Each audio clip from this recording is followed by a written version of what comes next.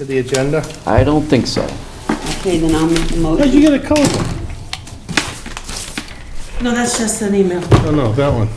This one, from my house. Oh, all right. Oh, yeah, and mine's, but I just So, make copies. is this old though? Is it the same as what you have? Looks like it. September 7th? The ones I printed are down there, Okay. I think we're good. but I make a motion that we accept the agenda as written. A second. All in favor? Aye. Aye. And so what can we do for this gentleman? Hello, my name is Nathan Moore. I'm hoping to make my Eagle Park project at the Teacher Trail across the street. Oh, sure. I got an email from you, and then sadly, I passed the buck on to Penny. We got along just So fine. the goal for Frank. my Eagle project is to benefit both the community garden and the trail as a whole. And to do that, I propose two things. So to begin, this is the current state of the bridge at the trail. Here, you can pass these around. You can see it's the bridge is falling apart. Thank you. And so what I plan on doing, there you go, Thank you very much. is to repair the ends of the bridge. There you go. Thank you. There you go. One more. And so I will repair the ends of the bridge, as well as make the decline from the bridge to the ground more shallow. And by doing that, it both helps accessibility to both the community garden and the trails as a whole. Now, as well as rebuilding both ends of the bridge using new materials and decreasing the decline, I will also extend the trail past the community garden where it has fallen into disarray by removing thorns, poison ivy, and other small bushes and weeds that are growing in the path. So that will extend the trail by, it will almost double the length of the trail as it is, as well as remove a lot of invasive and slightly poisonous species in the area. And then by doing that, it's going to lengthen the trail. At the end, we'll make a small area with a clearing where you can overlook what is now a marsh. The bridge will be rebuilt with lumber that is purchased. Yeah, I think Frank's looking at me. He's talking, you get up to the garden, and then I walk, Nathan, to the left, where the old trail used to go, almost over to the pump station. Yep. So we walk down there, and that needs quite a bit of clearing to make it a walkable path again. Okay. So that's what he's talking about now, to extend it down there, not just to the garden. Wow. That's great. It's a big Yeah. job. And so in order to make this happen, what permit was it? And minor activity. I would need a minor activity permit just to work on the bridge because it's on town property, and as well as to clear the bushes. And, The guy that issues those is tough. Right. Better not smile. Were you Okay. gonna put some wood chips down? Did you? It's most likely a possibility if I Okay. can get them. I was talking to Mr. Swart, who is kind of in charge of the community garden, I guess. And he was saying that he knows a bunch of people that are tree removers and arborists, so they would be able to supply wood chips at possibly even a free cost. Sure. Which we could then spread as well along the trail, make it even smoother, eliminate the risk of, tripping over small vines or roots in the trail. And that would also make it a more defined trail, easier to walk on, more pleasant to walk on, and overall just faster. Because the trail from the parking lot to the garden, that has so many roots Yeah. that have Come been up out of the ground. exposed, Yeah, we can- they've raised up.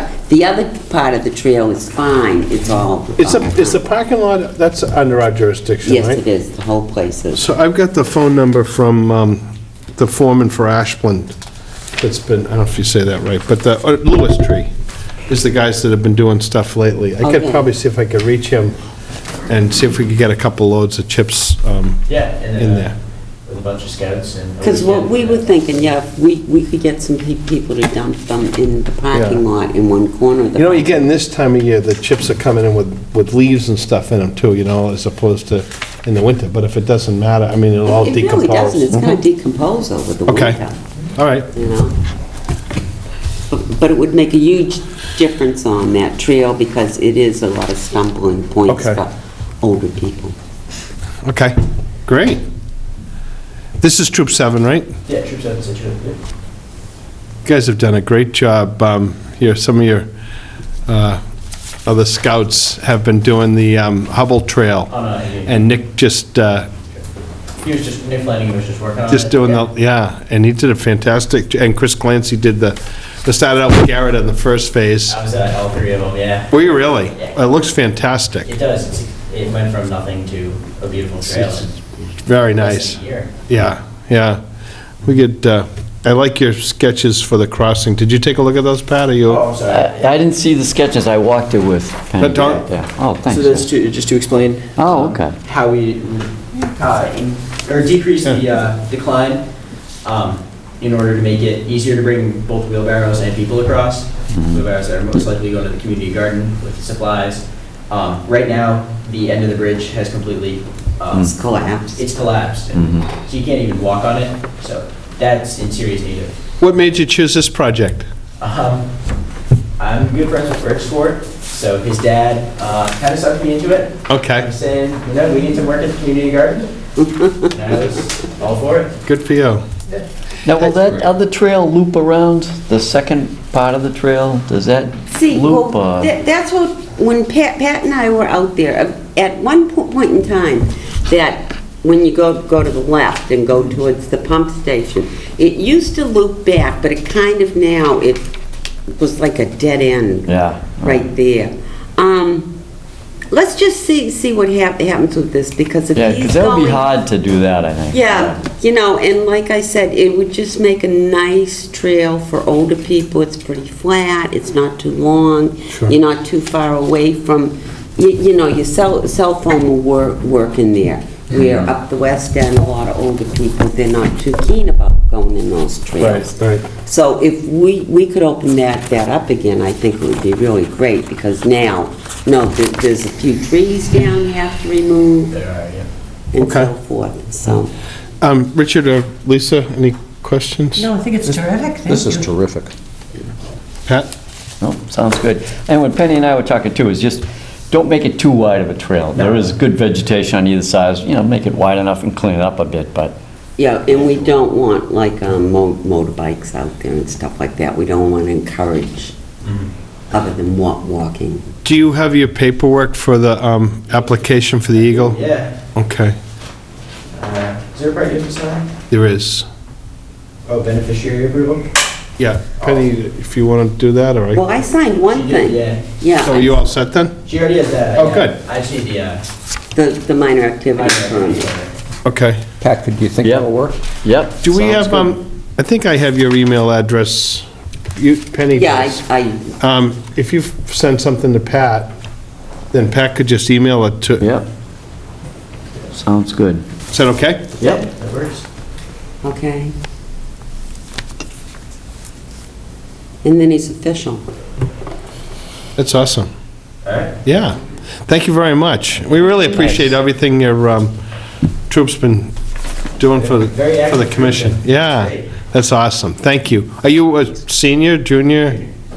Good. So you're getting this one done early. I'm a bit old for the grade, but I'm ahead of the ball. Good for you. Glad about that, gives me some time and Yeah. not too I stressed. think Nick was right down to the wire. Yeah, actually, my friend Ryan finished the day before his birthday. So he cut it a bit closer. There you go. Yeah. Well, good luck. right. Thank you so much. Thanks for And- coming in. Yeah. And if you have any questions, either Mrs. Pipes or Penny or myself, okay, don't call the office. No, well, email me, Okay, I'll make sure to All send right. you the. and if I... Thanks so much. Thank you so much. Yeah. Appreciate you you. coming Good in. evening. Thank you. Take care, Nathan. Thank you. Guys are doing a great job rounding up scouts. We got more projects going on now. We've been fortunate. Yeah. That Hubble Trail piece is... Yeah, you said that's looking really They good. did an awesome job. Yeah. I should have sent the photos to everybody. I'll try to do that, but Well, I'll have they, to go down there and walk it, because when was I down there? Oh, with... You know, the nice part is they go to the next phase, every time Yeah. that they're walking in, there's 6, 7 kids in Yeah. and out all day long. So it's starting to really look like a trail. It's probably going to help local property values up there, you know? Who knows? Who knows? Boy. Oh, yeah, troublemaker. What, We can't start the rules and regulations till 6:30. I don't know if anybody from Historical is coming in tonight or not. We haven't heard from Oh, Dave. the book. I need the book. Carol's book. Any idea where it is? No, I have no idea. Oh, the scheduling book? Yeah. Oh, okay, I can get it. Do you want to do coastal advisory, beach? There is no additional update on coastal advisory. The next meeting, I think, is the 27th of September, and there's been nothing since the last meeting when we updated from the meeting at the Marine Center, I think the night before our last meeting. So there's been nothing. but that was, I thought that was well-attended. It was. Another good informational meeting. Tim Kelly sort of narrates that, and Yeah. Does a great job. he does. Yeah. And, you know, we had another different group of people come out and get some questions, and it's, I think it's going well. It went very well. It really did. And obviously, the beach committee isn't here tonight. Right. On the trails, I think we already updated you with that. It's looking good with both Hubble, and this is a good one, Penny. Yeah. So No, the- it's a different one. And On the, all good. on the Museum Beach, I guess there's going to be signs made and posted, and maybe that boats won't be allowed to be stored on there. Who has that jurisdiction, Pat? I mean, we have, it's a resource area for us. Yeah, it's a town bylaw. I think because for us, we'd have to prove that it was causing a disturbance. Yeah. And I think it's easier to look at a town bylaw that says that private property can't be stored on a public beach. So I think Public Works is going to have some signs made up and then post them, and then the police, I guess, will ticket. Really? So there's no way Sounds for like- people to come up with a I don't know. racks or... Yeah, I know. I mean, unless, we don't even know who they belong to, but if they came to us, I'm sure we could try to find a location for racks. Yeah. But I think that Trish, from what I gathered, it was liability Huh. of them because it is public property and for people to be leaving. I know down mine, I was telling Pat that a lot of the people, especially down by the rocks, they have, you know, kayaks or canoes, or even when they anchor their boats out by the rocks, they have the little skiff they'll take out, but they never leave them on the beach. They always bring them up to the house on their property. Right. You know, which really makes sense, and I don't know if you drove by there, but I was shocked at how There is a lot there, and awful lot. where we have our camp up in Maine, it's a place that's really popular for fishing, but you gotta hike in. But people will drag boats, kayaks, canoes in there, and they don't usually bring anything that's very good. Yeah. But they never bother to take it out. And there's probably 30 boats that are now sitting in the woods in this But you're really... in the woods. This You know, and sooner or later, you know, up there, it's game wardens or something, they gotta drag all that Yeah. stuff out of there. So I guess I can see where there'd be some issue with that. It's just a shame if you live Right. up Damon Road or Fulham or something, you want to leave your kayak or a small skiff, but, you know, people have to pay to keep their boats at, Yeah, unless they, you know, come in and try to find out if the permit could be allowed for Right. an area, certain area identified for storing sure. them. Well, maybe we can figure something out that Yeah. way. I mean, it does seem a shame that they couldn't Yeah, hang on to them there, but maybe as an association or group, they Yeah. can come up with something. yeah. Well, when the signs go up, I'm sure we'll hear it. So, do Oh, we and I- want to, Did order signs for the dog, oh, thank you. yes, in those. So we'll get And, is yeah. DPW going to put those up, or Yes, do we they're have gonna put to? them up, they're gonna, Mike and I, when they come in, we'll walk around down the driftway and to the different areas where you'd like them, Frank, because I Okay. did order a dozen, and DPW will put Great. them up for us. So That'd be that- awesome. And we Yeah. should get them at our, like Ellis is a really heavily traveled area, that's a Yeah. problem. Yeah, So we want to put a Yeah. couple there. Yeah. And the Driftway. Right. And maybe there's a few other places we should just, it doesn't hurt just to remind so people. people would follow it. Well, Yeah. at least start thinking and don't leave it on the trail, Right, okay. So that's good. All right. Looks like Nancy's here. Do we want to, Yeah, we could have the 6:30 hearing on the revisions to the Town of Scituate Rules and Regulations on the Scituate bylaw. Sounds and good. Regulations. What we've done is we've had a draft. It's been sent out to everybody and it's been put on the website. And it came about because we really need to change the flood mapping for the town. And what we're going to be doing is voting to put it into the regulations of the town Scituate bylaw.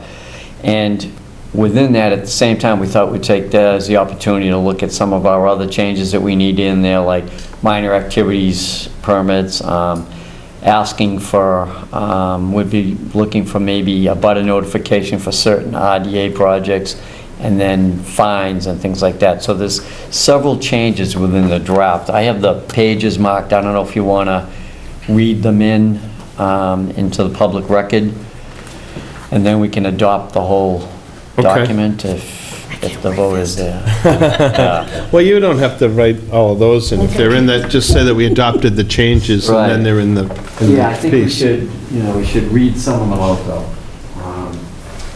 I want to do this. These are the pages on the top. Some of them are dates, and then Nancy's been involved with the people from MEMA and FEMA, and they kind of gave us the wording on what the flood map should be. If you want to talk about that. Yeah, it's pretty much just a formality, well, it's a formality part of the adoption of the maps, so we have to add this language in. What's going to be unique and different is that they didn't give us all new panels, they kept 2 panels from the old 2012 maps. So I want people to be aware that if you're, not on the coast, your map probably isn't going to change. That means your panel's not going to change. It's still going to be 2012. Okay. Those people on the coast, the panels, the numbers, the letters will change to K, and the date will change to 2016. We'll be going to town meeting October 19th, and there's going to be a public meeting on the 20th down at the SBA Association. I'm not sure if everybody knows where that is, Otis and Turner. I'm not exactly sure. Turner? Yeah. I know it's on the corner of Actually, Otis. I may have it 88 here. Otis. I may have it here. Yep. So if people want to know more. What was the about- date on that, Nancy? That is September 20th. September 20th. Yeah. And the Beach special town- Street Association down there. Yeah, SBA. I'm not sure what the initials. Yeah, I think it's Shore The Acres. Sand Hills Beach Sa- Association? Sand Hills. Sand Hills Beach, yeah. So that's the 20th, At probably 6:30. 6:30. And then the town meeting is what day? 20? October 19th. I'm not sure what day it will be, Thursday maybe? And we'll be voting in the new panels on that date. You'll be asked to vote in the new panels on that date, as well as accept the flood insurance study that goes along with that as well, On the 18th? on the 19th. 19th is October 19th? Yeah, It's the same day as we have a meeting. oh, it's a Wednesday. It's a Wednesday. Yeah. Oh, how do you We don't have anything, why don't you, actually, you gotta write that we gotta have to shift that around. I believe it's October 19th, isn't it October? I don't know, I haven't heard. I'm positive it's October 19th. Okay, well, So we'll ask Carol to change our meeting? We have to vote to change it. Yeah. we don't have to do that tonight, but No. No. What's that meeting called? The special town meeting? No, Oh, the the one, October 19th. that's an informative meeting about the adoption of the map and all that went into the appeal and got to this far. Leslie Fields will be there to assist the town and explain some of the work that she did throughout the appeal process. Yeah, I just want to write something for Carol. Absolutely. You want me to write something up?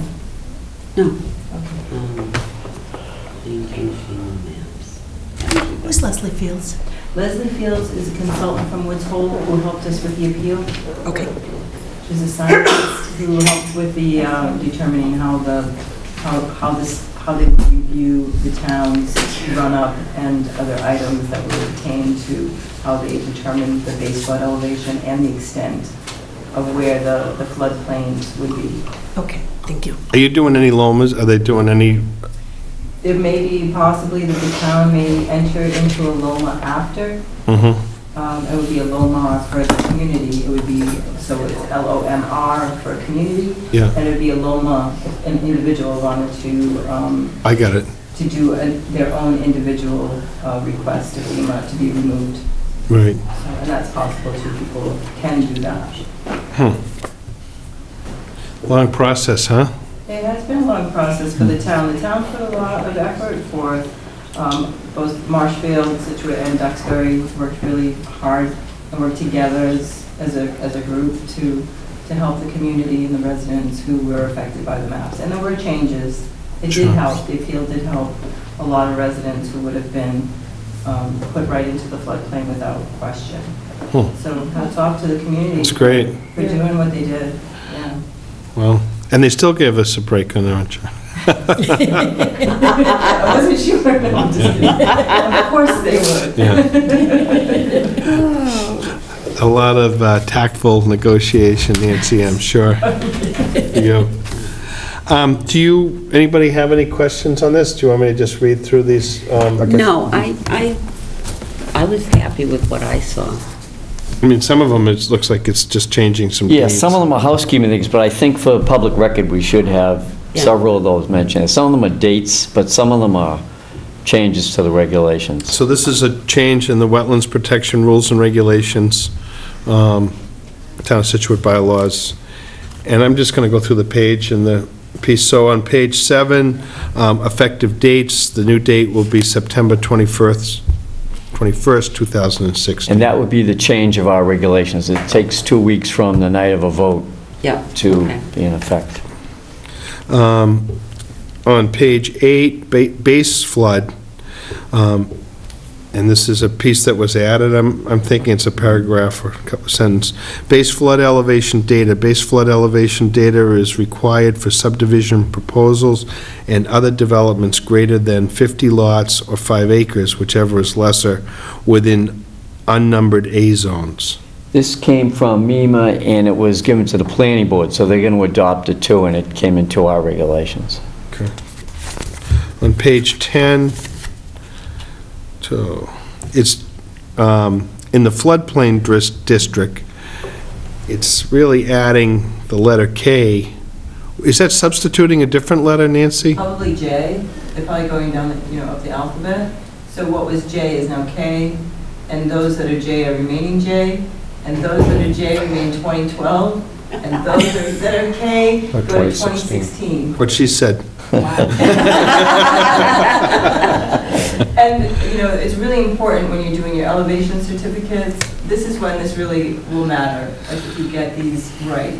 Otherwise, they will be deemed inappropriate and then thus ineffective. So it's really important for those who are doing elevation certificates for their homes from here on in, using the new elevation certificate and using the correct panels. Okay. Yeah, and the dates.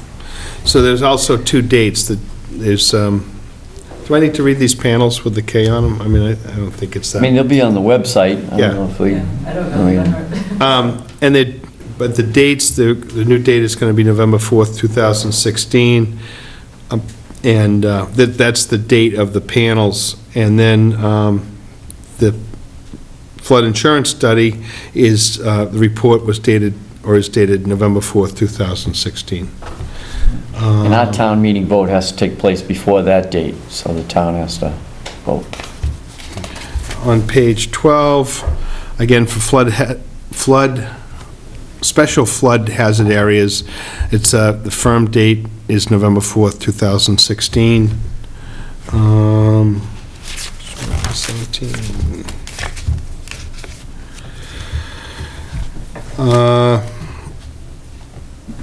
In the number of copies submitted for plans, the person needs to return the original, and the number 8 plans is struck, and it'll now be 3 copies. Right. We've been doing that for a while, but our regulations, if someone just picked up, they would have thought they had to submit 8 full Right. copies. Those are hard copies. Right. Yep. On page 18, payment to the town of Scituate in accordance with the fee schedule as amended on the September 7th, 2016.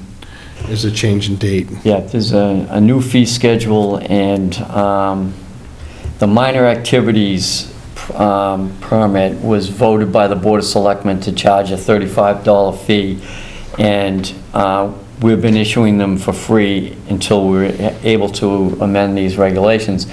And I think we wanted to reserve the opportunity to, during a storm, maybe have a period where they're free again. If it impacts the whole coast and everybody has to do a cleanup, we may want to just say, contact us, we'll send you a free minor activities permit. But if it's, a piling and or some kind of a small project, we should be charging the $35. Sure. So. Yeah, they should pay some. Yeah, there's also a change in the fines that are now allowed, and that was a bylaw change. So instead of a 25, 50, 100, our fines can be 100, 200, 300. Okay. Think that'll help? Who knows? Well, we gotta Okay. enforce one. On If page, we enforce them, it'll help. yeah, Yeah. page 19, adjacent communities, if the gradient or down gradient from the site. So these are addresses, NFIP State Coordinator. Is that a change from something, or is this new? They just wanted to make sure that we had included that language, and so we left it in red. I don't think it would change drastically. Okay. It was slight. So NFIP State Coordinator, Mass Department of Conservation and Recreation, is on 251 Causeway Street in Boston. And NFIP Program Specialist, FEMA Region 1, is 99 High Street, 6th floor, Boston. Page 21. This is a change in the number of copies. So submit original and 3 copies of the completed submission, including plans. If a complete submission can be sent electronically, otherwise the original 8 copies. So if people can send in an electronic one, we'll just take the original and 3 copies. And number 3, returning the original and 3 copies if a complete submission can be sent electronically. So that's a good, I'd much rather get it electronically than spin off all that. Page 31. I mean, none of this seems a little out of Right. context, but Right.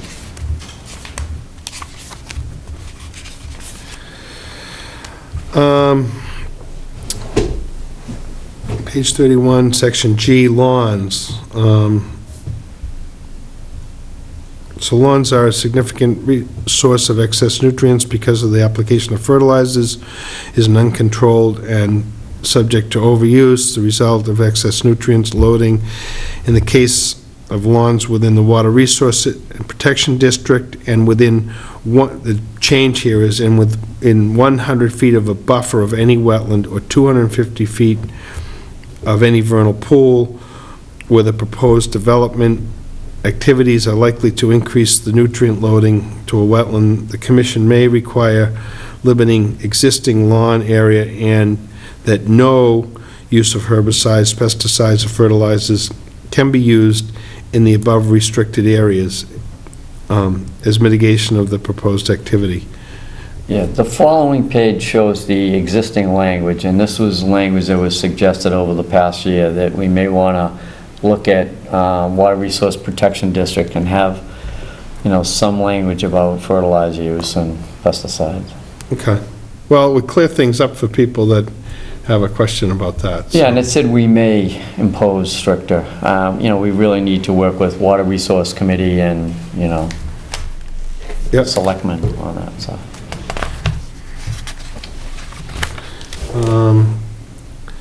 This is page 35, subdivision proposals, section D. All subdivision proposals must be designed to ensure that A, such proposals minimize flood damage. B, all public utilities and facilities are located and constructed to minimize or eliminate flood damage. And C, adequate drainage is provided to reduce exposure of flood hazards. Number 2, within zone AH and AO on the firm maps, the adequate drainage paths must be provided around the structures on slopes to guide floodwaters around and away from proposed structures. Right, that language came from FEMA and MEMA directly, yeah. From FEMA.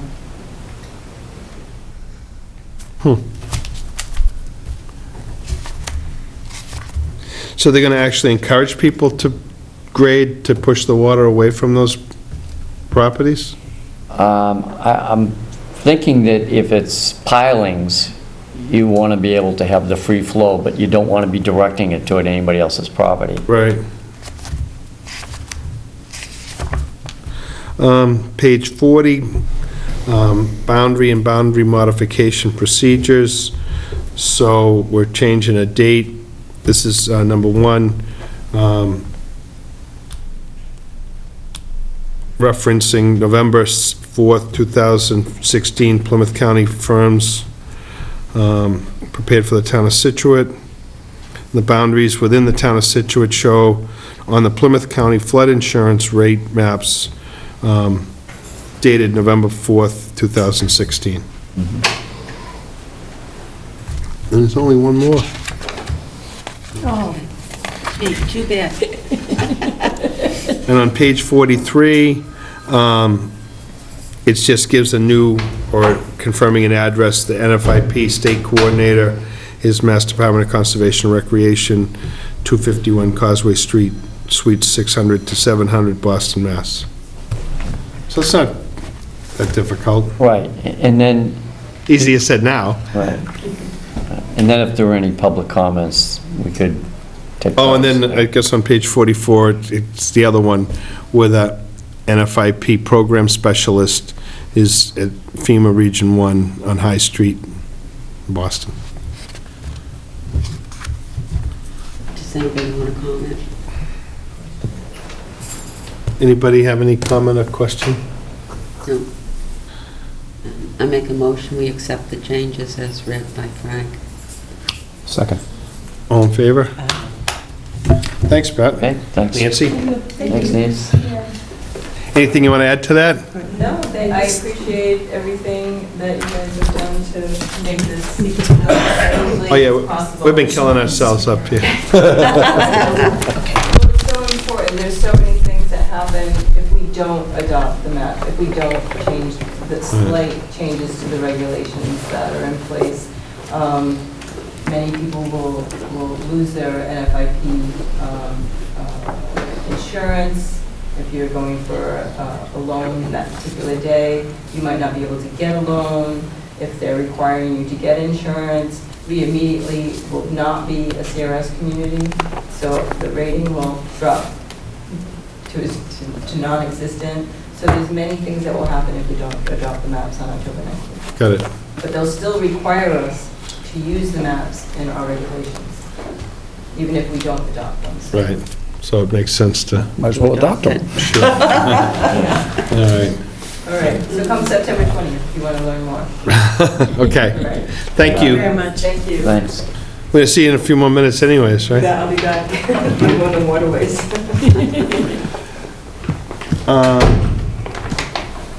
Smart. Want to do something else, Penny? No, I was just going to continue the historic 16 Country Way to September 21st. It's an RDA. We just keep continuing. Yeah. Richard? Second. All in favor? All right. Okay. You're next.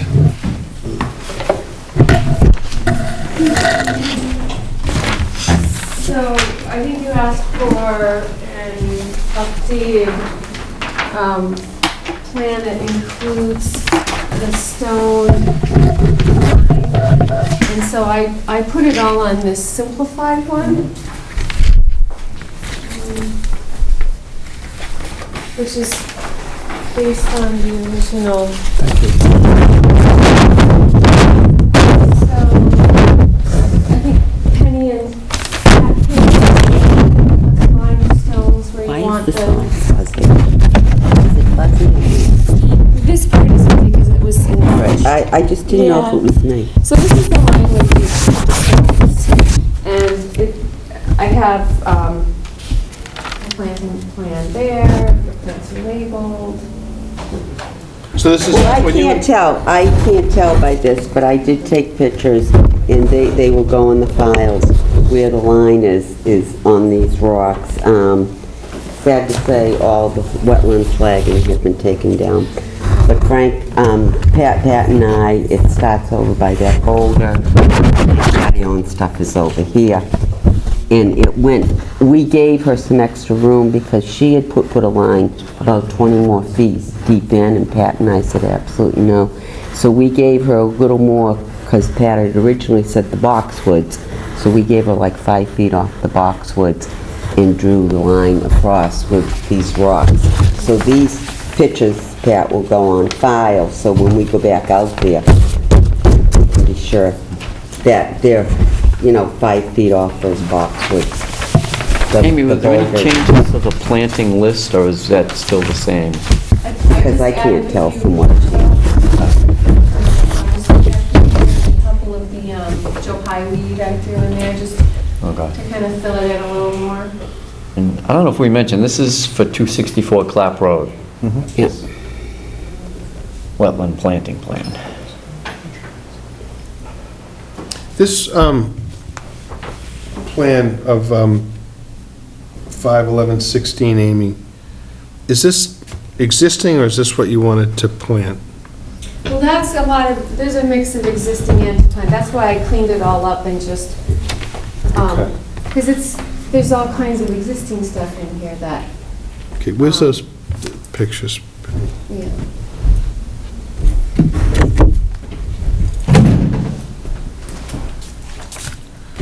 See, there's the boxwood. So this is the boxwoods that are here, right? Yes, yes. And is this lot corner this corner, Yes. right? Mm-hmm.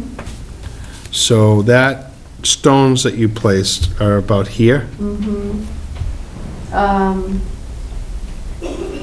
It's actually, it's in front of this evergreen. So it's in between here more, so it's probably,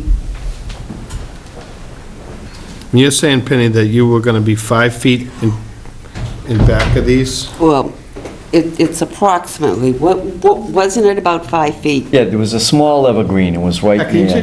take Yeah. a look at this? It's hard to... Yeah, there was a small evergreen right on the line. So this evergreen right here Yeah. is this one right here? I don't know, this is a pine tree. No.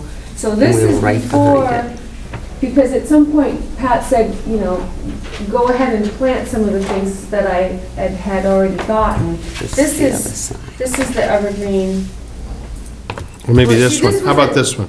Right, so that's why this is the more accurate. This Okay. is planted, those are planted, and then this is what I will plant, and the other stuff is up here. Right, so then maybe this is this. Yeah. Let me take this for a sec. It's actually further back. Because she put the stone line right behind that Yeah. evergreen. Yep. So that evergreen is more like here. This is the one further back. So this stone line is right behind that. The one So you're that's saying this here. row of stones here, you marked them as being Yeah. right here, Oh, I have no idea. right? Right, because this is about where that evergreen is, where she put the stones right behind it. You were gonna move the boulders to the line that we, Mhm, That we put out there. Yep. All right, so roughly we should be looking for a line that's probably 5 or 6 feet from this lot corner, which we should be able to locate, right? Oh, no, all the flags were gone. Well, there were a couple I don't know there. what you mean when you say that, because I mean, they're still there. There's a pink, there's two pink There ones and a there pink was one over this here. pink one, and then there was one that was down farther that I moved here, so we could get the line, because originally Pat had said the line would be right behind the boxwoods, but Pat and I, gave the leeway of 5 more feet off this boxwood. Thank you.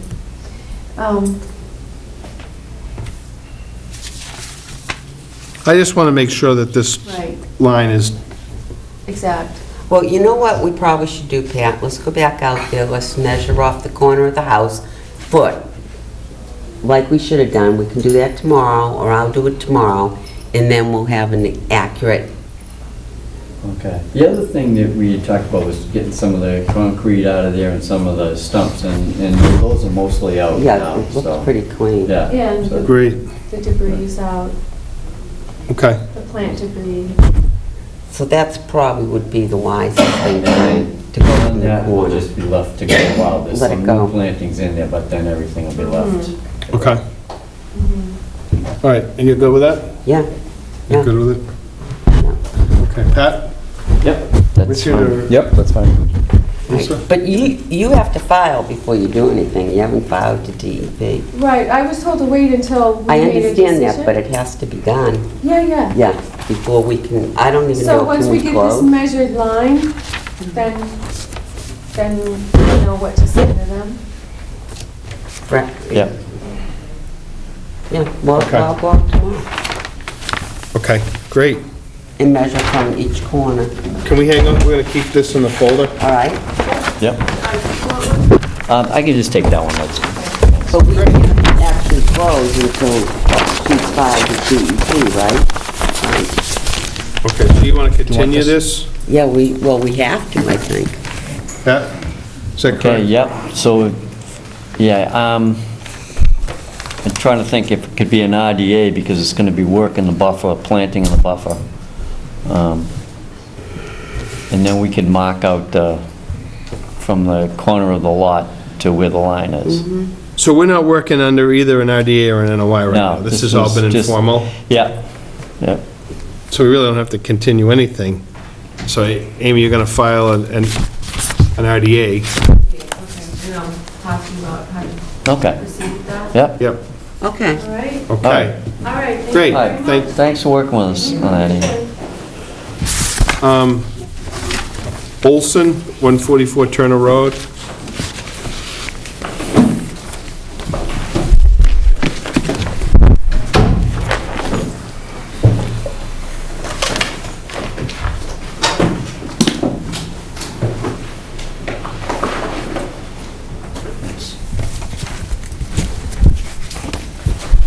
Yes, sir?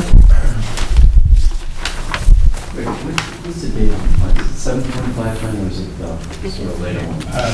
Originally, 725 was revised, 95. Okay, Richard, you might have one of the old ones that I didn't print out. Frank, What do you want? This is 7:25, you have it revised? 9/5. And I printed this one off the... all right, because I There printed was an one and I email one. lost it. I lost mine. You guys opened this last Okay. week, Yes, we did.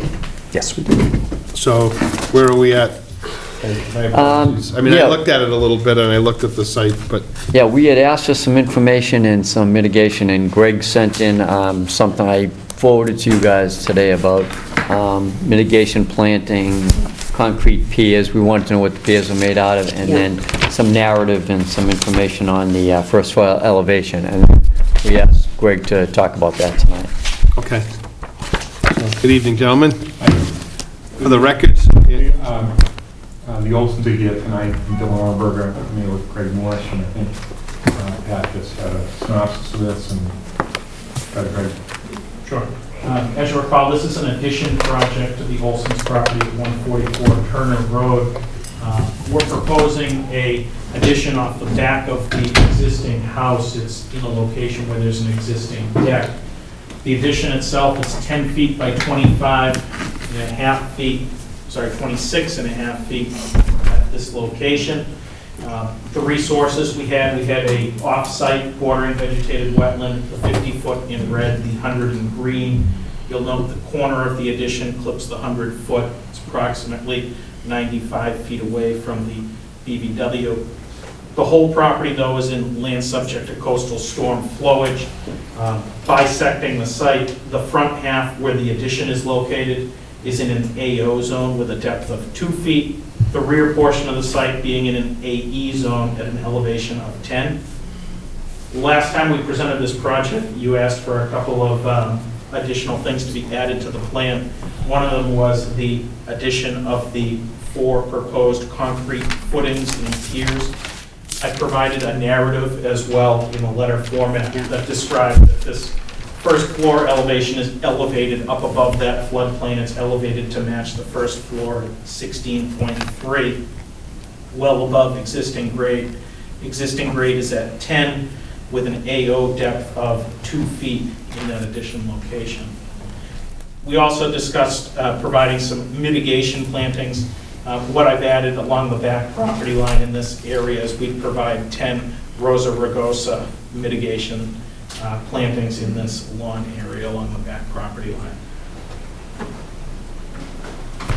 But one of the things, Frank, that came up too is that after the house was constructed, there was some pervious kind of pavers put in the back, and it's not the current owners that were involved in that. So rather than rip them out, we said maybe there could be some mitigation plantings, and I think that's where that area is there. At least it is an asphalt. It is pavers. No, it is pervious pavers. Yeah. So, Okay, so Yeah, I think, is there anything else you, I think on pilings on an existing disturbed area, I think it's more, anything else would be building department issues, or, I don't know if zoning gets involved if you're... We're going to zoning board of appeals next Thursday. Oh, okay, yeah, so it's a zoning and building department issue after but as this. far as we're concerned, Yeah, Much better, yeah. much more complete. it's on sewer too, right? That's all sewer now. Penny, anything No, else? I'm happy. Richard, No, they did exactly what we asked them to do. Lisa, All set? you good? Sounds good. Anybody in the audience for 144 Turner Road? I make a motion to close. Second? Was this was an NOI? Yes. Yeah. Sorry. At the last meeting, I thought, We gotta vote. Oh. Yes, go ahead. in addition to doing that, you were going to vote this also. Yeah, we did. Okay. Yep, we held up because we wanted the piling information and the mitigation, and we said that we could have the orders ready. We do have orders ready. Carol, before she went out, printed those up, so we could vote on those and Yeah. we could sign them tonight. Okay, great. Standard order conditions, so. All right. So I have a motion to close. And it was seconded. All in favor? Aye. Okay. Thank you We're all very much. set. So we'll, Frank, did you vote them now also? usually we Or could- wrap it all up. Could you vote them so we don't have to wait around? Sure. Is there anything in particular, Pat? No, they were just standard. Just what they added tonight, the plantings and the piling information, and it's just standard conditions. Other than that. It's nothing. I make a motion, we accept the orders of condition as written Second. for 144. All in favor? Aye. Thank you very much. Great, thank you.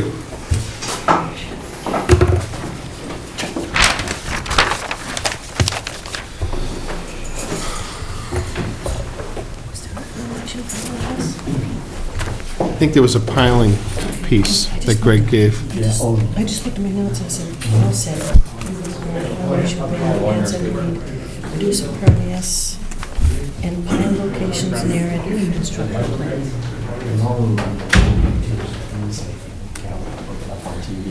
Okay, Okay. But yeah,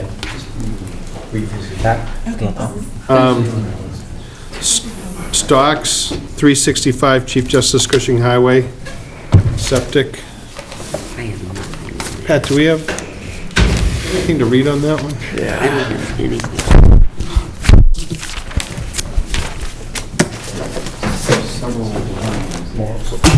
but you need an opening statement, don't you?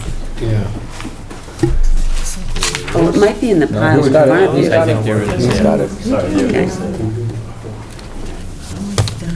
Is that remote kicking around for the AC? It's over here. On. Please. On September 7th, 2016, at 6:50 PM, the Town Hall and Situate Conservation Commission will hold a wetlands hearing under Chapter 131, Section 40 of the Massachusetts General Laws and Section 30700, Town of Situate Code of Bylaws, regarding the application of Carl W. Stocks to repair a septic system on property located at 365 Chief Justice Cushing Highway, Scituate. Butters and other interested parties are invited to attend. Turn the lights on. Anybody here for that? Oh, it's John Keefe, the engineer on that.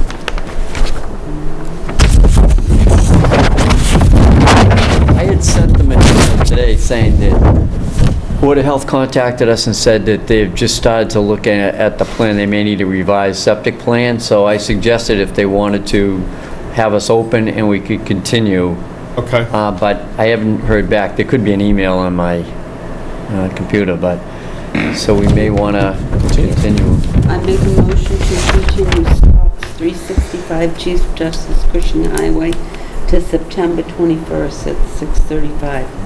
Yeah, the wetland line was okay, it's just, it's a real tight system. They may need a super system back there to work. Okay. so. Second. Give me that. Oh, sure. The second, all in favor? Aye.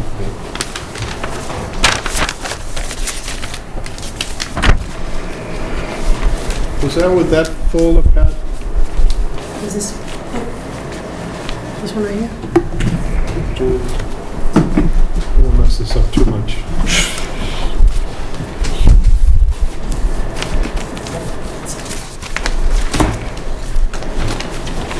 Stick that back over. Thanks, Lisa. Alman, number 3 Joel Ave, raise and rebuild.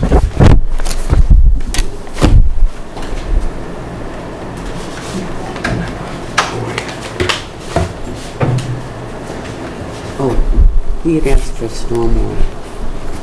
We had But somebody this- go out for this. Yeah, this one was open last time and it was continued so we could get a stormwater permit application. Yeah, it's a real tight area for down there, as you know.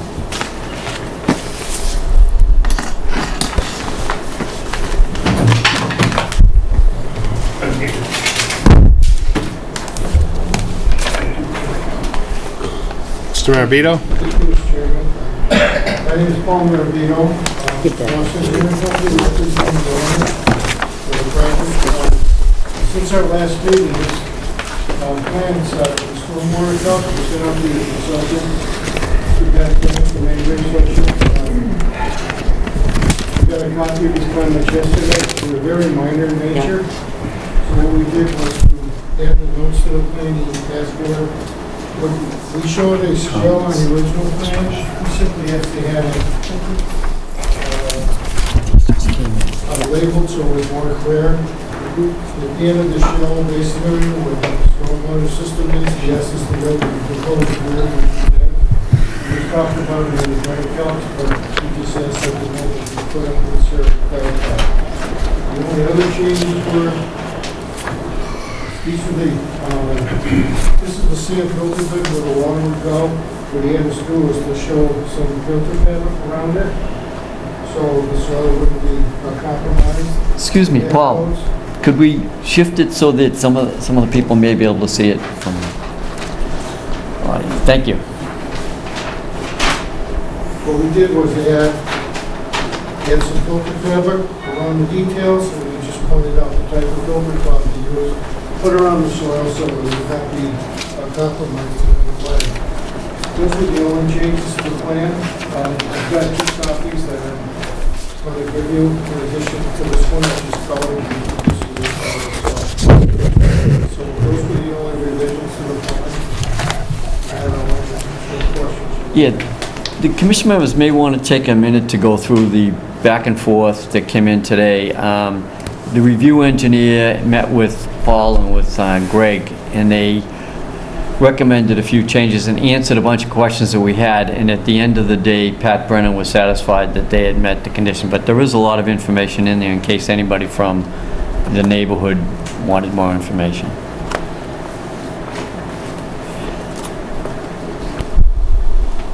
One of the questions that came up too, Paul, was where it stands with the zoning board of appeals, with the change in size and the flood zone and... At the public hearing 3 weeks ago, I mentioned that the zoning board approved this plan last September, I believe. That was our first step, because we needed to know what we could do or not do with the site before we could come up to it. The zoning board approved it, they issued a decision, the appeal period was up with no appeals. And this plan reflects what was approved by the zoning board. I think the big concern with us was the stormwater, where the house is so much bigger than the other house, and it is very congested down there, that everything did stay on site, and we weren't running water all over, and it is a slope dam. Was there a test pit done today too, or yesterday? Here's the results of it here. Okay, where the infiltration area is going to be, that's where they tested the soil. Was that the original plan? Right. We need to do that so we know what size that system will be. It's based Right. upon the soil types and percolation rates. And the roof drainage goes from a drain pipe to a splash pad, is that the best design for? Yes, because the groundwater's high. This is kind of it's almost like a small basin, the lot, the way it's graded. Everything's going down to that little road there. And then coastal storms. What this will do is we'll take all the rainstorms, and I'll recharge it back on the ground.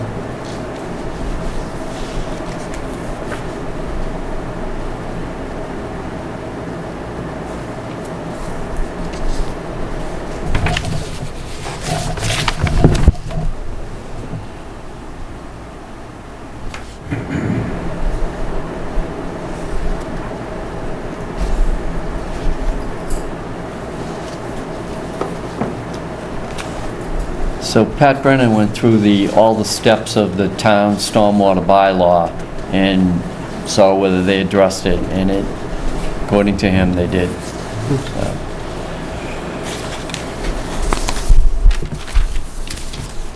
Did you see this? Yeah. Penny?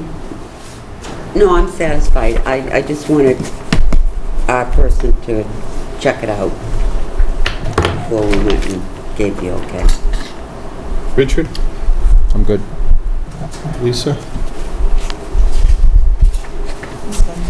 Pat, do you have any, Well, one other question, you know more about the zoning issues than I do. Is there something about when you're increasing the size of something in the flood zone, is there a percentage that you can go up 25%, or is that not important when you're gonna be meeting flood zone standards with the cutouts and the concrete? The zoning bylaw, if your property's in the town of Scituate, floodplain and watershed protection district, if you increase your house by more than 25%, 25, okay, you need a special permit from the zoning board of appeals. okay. But if you're outside of the 10-foot contour, as long as you meet the standards, you don't have to get a separate... If you're on a lot that's not conforming, and if you increase the size of the building by more than 20%, that's the gross floor area, then you would have to get a special permit / fine from the zoning Okay. board. It's based on non-conforming more than the... Yes. Okay, Either frontage okay. or lot connections or lot area. and you did get that, Paul? Yes, we do.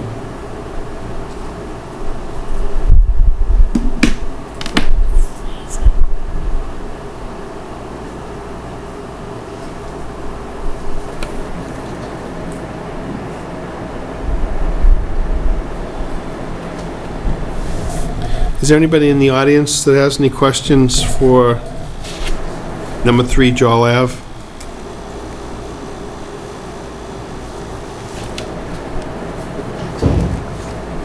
Anything else? We're all set. I make a motion to close. A second? Second. All in favor? Aye. Great. Thank you, Paul. Thank you. Did we Did we talk about having conditions ready for Yes, we this did. one too? Okay, so we have, Carol sent me draft conditions today. Yeah, right here. Yeah, it's on the, Okay. so we'll, That's Turner Road. Anyone want to make a motion? what, for the conditions? Yes. Okay, I make a motion, we accept the orders of condition as written for 3 Jowl Ave. Second. All in favor? Aye. Thanks, Paul. Thank you. I'll leave you to the bathroom. Yes, please. It's hard to carry. Actually, here, Paul, stick Thanks, that, Paul. Thank you. give him that file. Thanks. Stick that one. Is this the John? Let's turn around. Oh, this is, Richard, let's hold it out. You now. This one's Joel. They just stick them on the corner. Yeah, these are all for Carol. Okay. Reynolds, number 7 Elm Park.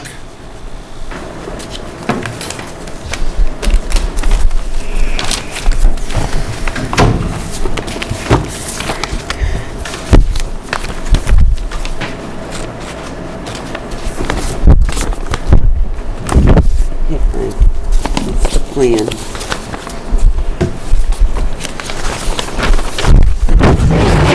Brendan Sullivan, Governor Consulting, representing the applicant here.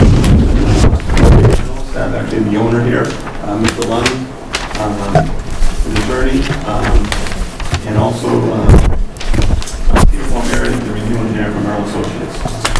So since our last hearing, minus a few miscommunications, we did get a stormwater review from Merrill Associates. I just got the review that yesterday. So as a result of the review comments, which I feel are minor in nature, as soon as this morning we were out there doing test pits under the two infiltration fields, featuring groundwater and soil texture to ensure that they're designed properly. A couple other comments from area was extending the swale that originally had along the, adjacent to the lower garage. We were extending it up the back of the house and also extending it down the driveway. And also extending another swale on the other side of the property, on the east side of the property, down along the proposed retaining walls and the driveway as well to ensure that no runoff is going onto the adjacent properties. Couple of comments was that I'd like to see a splash pad at the end of both of the outlet devices for the infiltration basins. And also seeing a detail for that, detail for the swale, and also capacity of the swale to show that the swale can hold the capacity of the runoff in those areas. And also a detail for the stone infiltration trench adjacent to the bubble apron for the garage. And really, that's about it. I did not have time to make all of these changes to the plan. I was hoping tonight we could get through and wrap up and close the hearing with these minor revisions that I can get back to Mr. Palmieri and wrap up the permit.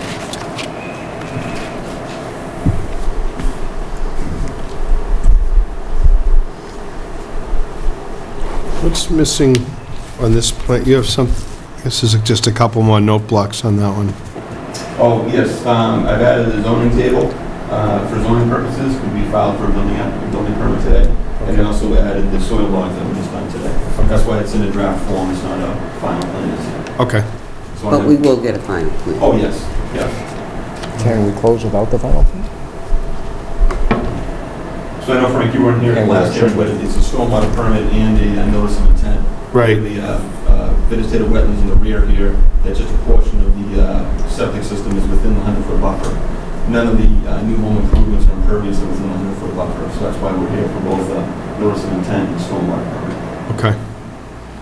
All right. And I also stated last time as well, which I'm going to do, is resize both infiltration systems to, before I only had half of the roof going into the infiltration. I'm going to include the entire roof for the proposed mound to go into the infiltration, which will dramatically reduce the post-development runoff.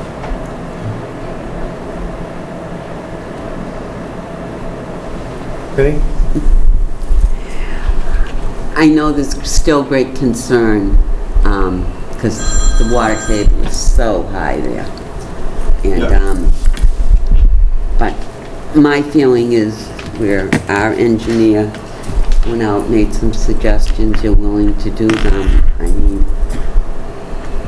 I don't know what else we can do, we're trying to keep the water on the property. We don't want it going to the neighbors. We don't want them to get more water. And, you've done what we asked you to do. It's all up to Mother Nature now, if she's gonna let the water stay there or not. It is a very precarious place because the water table is so high out there. Yeah, So high. Today at about 30 and 38 inches. Yeah. So, extremely high, seeing it higher in prior days. Richard? I agree with what Penny said. It's a very concerning area. You've done what we asked you to do. The only question I have is can we close without having all the final information on the drawings? I would really like to see that completed.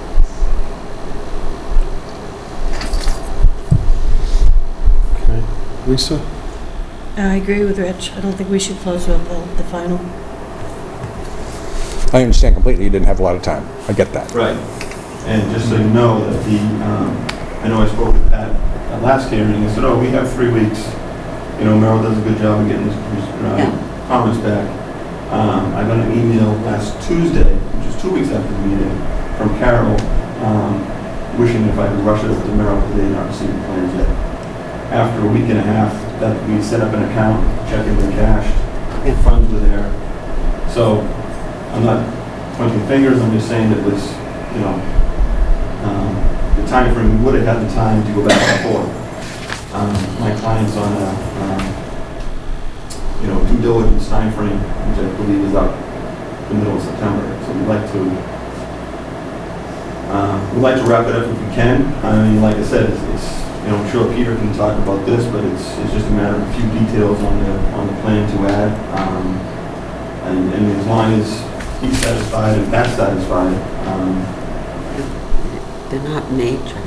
I think, Pat, when you... Yeah, I think we had talked about this, trying to get the major things accomplished. If there's something really minor, and Peter agrees with Brendan that it's just a minor plan detail that could be worked out in a day or two, I don't think that'd be an issue. Before we hear from Peter, I was just going to mention a couple of things that in the bylaw, we're looking for low-impact development, low-impact measures, and if you could explain those, to residents, what type of steps you've taken to put a LID type of... As I said before, to infiltrate as much as we can, which we are. The only impervious that is not being infiltrated will be about 600 square feet of patio in the back area here.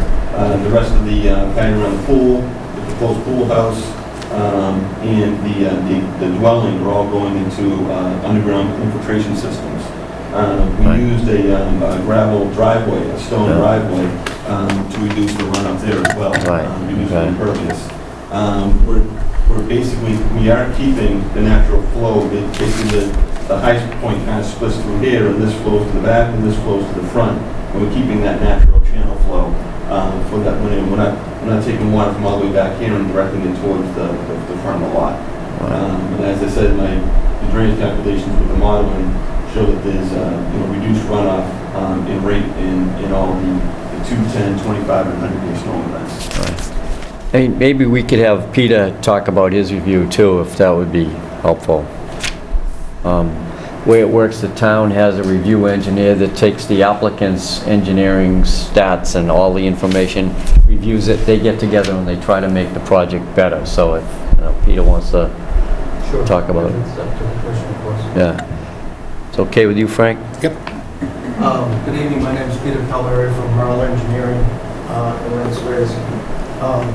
I'm just going to basically repeat what Brendan said.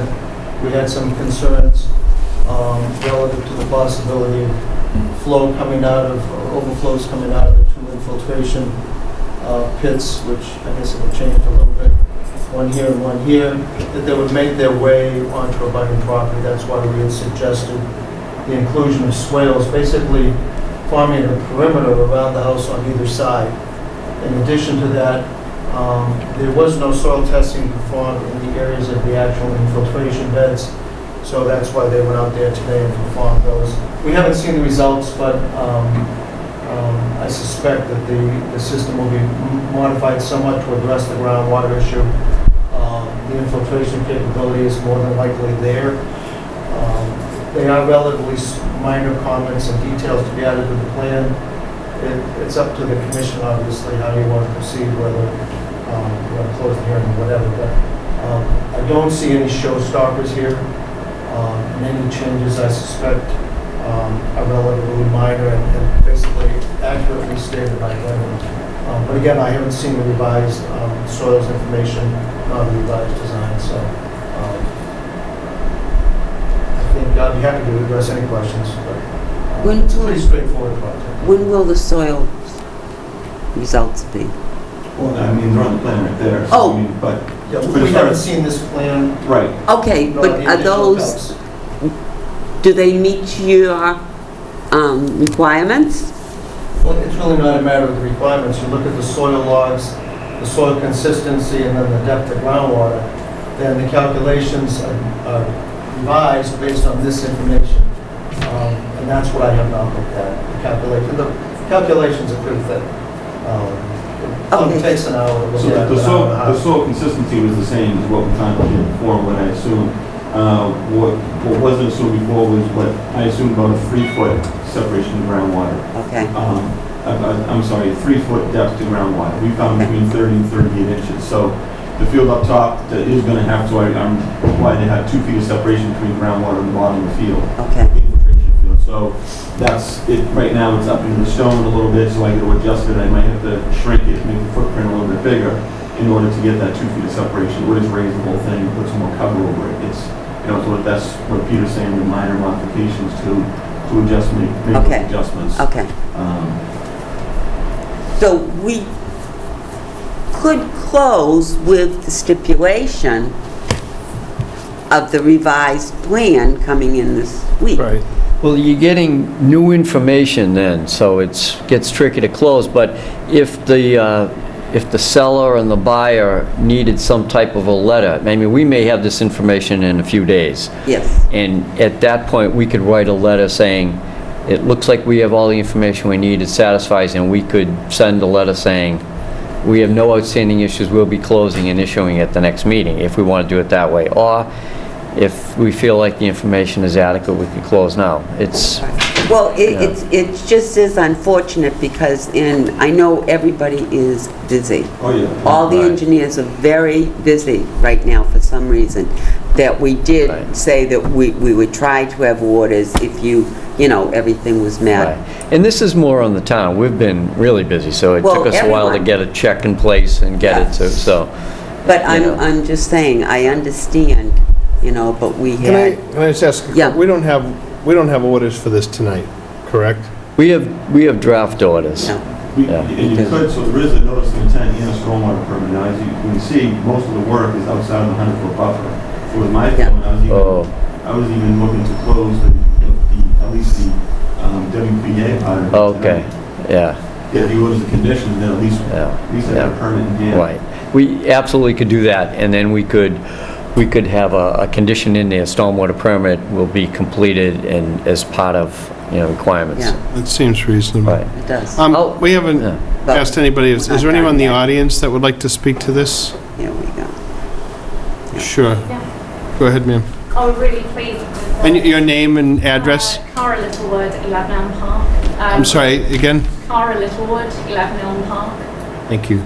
We're really pleased that they're extending the swale the length of the driveway, because our primary concern was that the water was being diverted directly behind our cottage and through the barn. So we're hoping that the swale will amend this.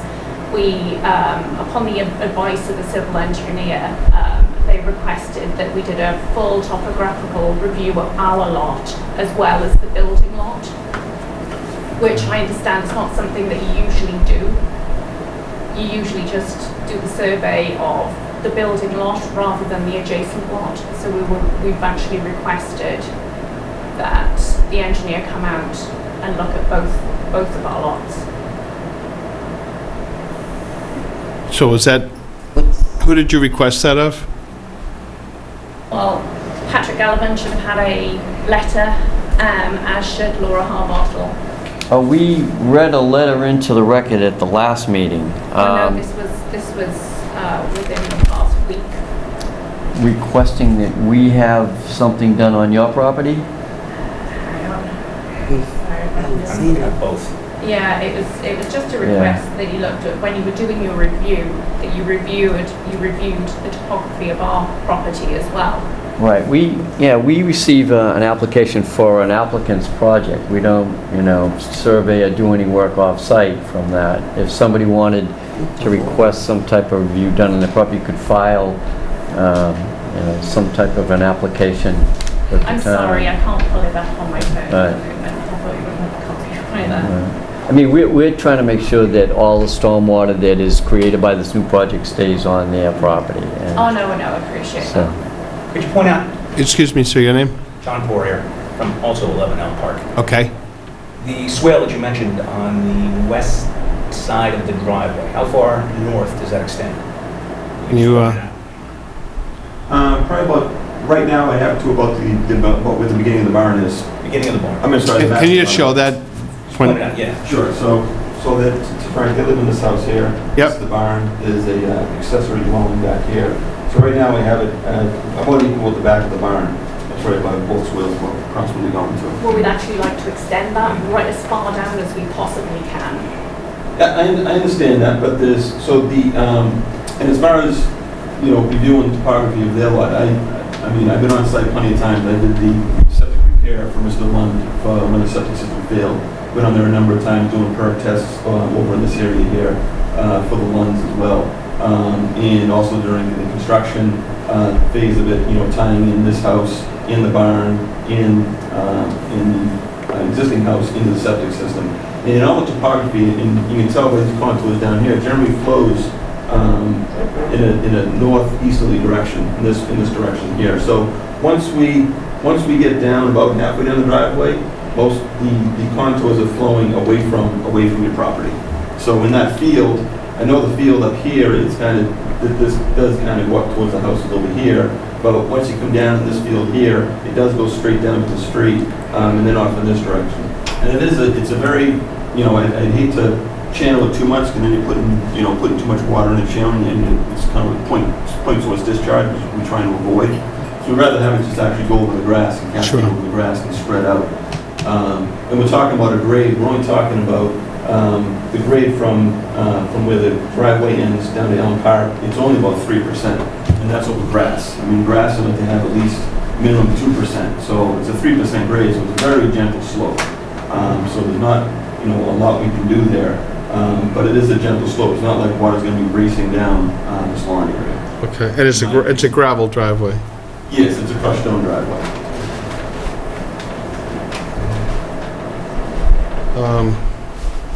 Does that help at all? No, I'm still concerned about the accessory dwelling at the back there. Well, yeah, but as I stated, Mr. Palmieri stated that we're extending the swale up around the back of there, so no water's going to be coming from the property in the rear to the accessory dwelling in the back. Thank you. Anybody else? I mean, I think, to me, it looks like the engineering's been done pretty extensively. The review from Merrill is also a pretty concise review of this piece of property. So I'm thinking that we've covered most of these pieces. Obviously, we want to fill in a couple of those spots. It is this two-process piece. When a piece of property is adjacent to a wetlands, then the Conservation Commission reviews not only the wetlands aspect, which is the buffer zone around that wetland, and then the stormwater piece. As far as I can see, the wetlands piece has all been satisfied, and so we could close our hearing on the wetlands parcel. As Pat said, the stormwater piece, there's a couple of small items that seem to need to be worked out. I guess I'm not hearing that there's any real difference between the two engineers, maybe just to confirm that some of the calculations are correct. I would think at the worst-case scenario, maybe some of these infiltration bids might have to be changed in size a little bit or something like that would be about the most significant. And it looks to me like there's areas around both of those that they could be expanded if they had to be. Am I on the right? Yes. So, Right, and we'd be glad to go through any of the materials been sent to us with any of the neighbors. We can make these materials available to you, and as new information comes in, we can make that available too. But it's two engineering firms who have worked with a lot, and when they're in agreement that it's probably going to satisfy this, then... but I do agree that we want to see the rest of that on the Right. stormwater, but there's no reason why we can't close on the wetlands piece and then make sure that we get the proper calculations. And I think, I can understand why you're concerned. You're abutting a piece of property and it's going to get developed, but that's why we adopted the stormwater bylaw, to make sure that folks like yourself aren't adversely impacted by these sort of developments. And having another engineer review this engineer, maybe critiquing some of the things that they did, but I'm not hearing any big concern that this isn't going to work. It's just a matter of maybe making sure that some of the calculations are consistent. Okay? So I'm going to make a motion to close. Is there anybody else, by the way? Yeah, I actually have a question. My Yeah, name your is name? Beth Godey, Sure. 23-seater, Okay. At 23 what? 23 Cedar Hill Lane. Okay. Just a question, so we're in a 3-year drought, so do the calculations that have been done take that into consideration as to what we would experience in a normal year? So, these folks are worried about water spillage onto their property. We know that all of the tests are being done as of today, which is we're in the middle of a severe drought. Is there a confidence level with respect to a normal year of how this water would flow, how this water would be handled? I'm going to let the engineers speak a little bit more specifically, but what they really look at is the area that's being impacted and, say, grades, to see that that water doesn't shed away. And then when they do a soils test, they're looking at the type of soil. That doesn't change whether it's wet or dry in terms of the type of soil that's there. So they know from the type of soil, whether it's gravel or clay or whatever, how big of an area they have to do for absorption. So I do understand that, but, so this year, we're in the 3rd year of a drought. I typically will have standing water in periodic places in my field, which is adjacent to this property. I don't have that this year. Right. So my soil hasn't changed over the last year, so we have a different level of groundwater this year than we did last year as opposed to the prior year. So my question is when we're sitting in a normal year, I typically have wet spots in my field.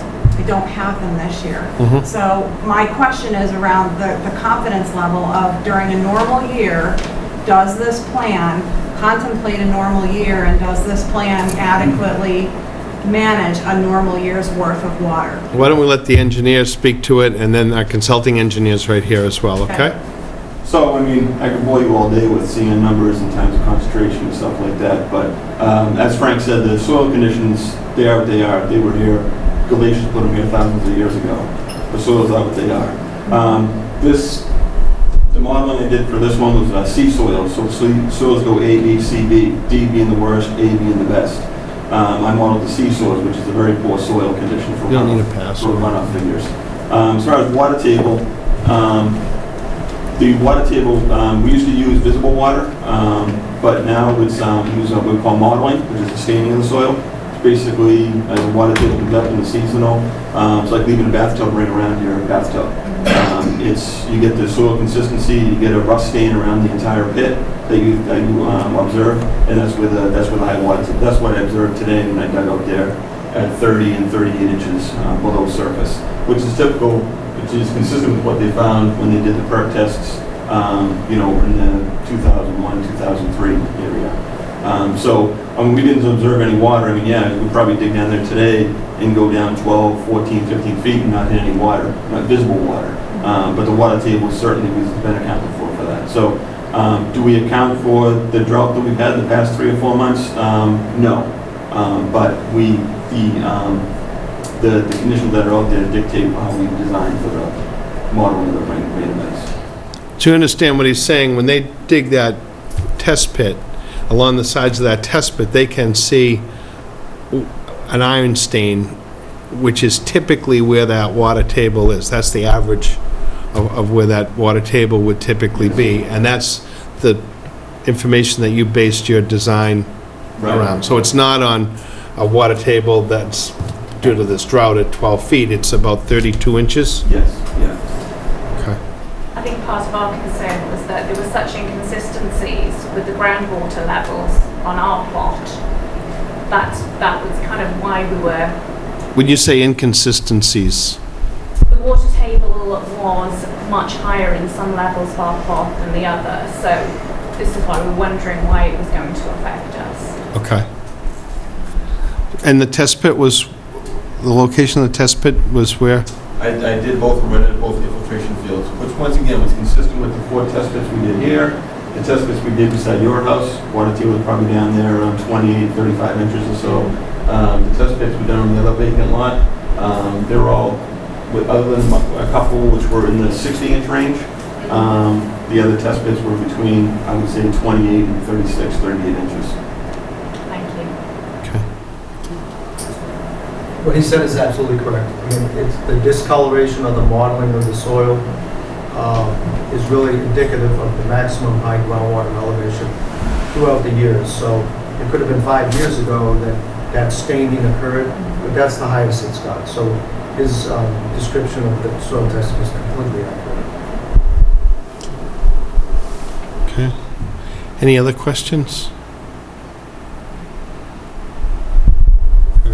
So we could vote on the order of conditions. Mm-hmm. The draft is available, and then we could set up some time to talk with anybody who's interested and get the information back from the 2 engineers. Well, do we want to continue the stormwater piece to the next meeting? Is that? Yeah, we could do that, but we could do the order. We can do the order for the wetlands, and then the stormwater piece. It doesn't matter to me if there's only a couple of people involved, then we want to do it at a, but I think if we're going to have it at a regular meeting. Right, maybe for the vote, we could do it at a regular meeting. If we have the information before that, we could distribute that. Okay. Is that reasonable? Yeah. Okay. I make a motion. She said she'd be right back in. Oh, We need all 4. yeah, I know. So we're going to close the NOI Yes. Yes. in stormwater. Then the stormwater, we're going to leave it open till we get those pieces. Okay. You get that information to Pat, and Peter, we can review that. We're just, everybody can agree that it's all set. Okay, so we don't have to come back to the next meeting then?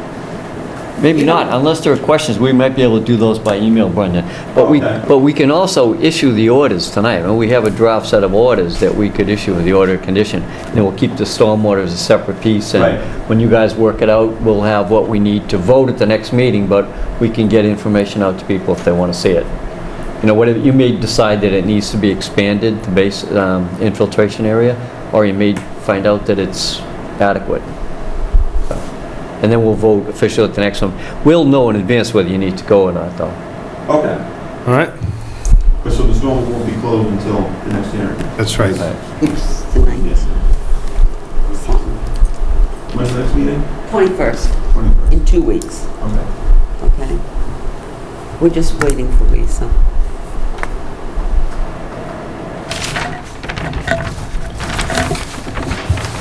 Here she comes, Hold up the whole meeting. honest cookie. I don't want to embarrass you, though. No problem. I make a motion to close. Second. Who's second? Second. Yeah, All in favor? aye. Great. And vote on the And conditions. To accept the orders? Okay, I make a motion to accept the orders as written. Second.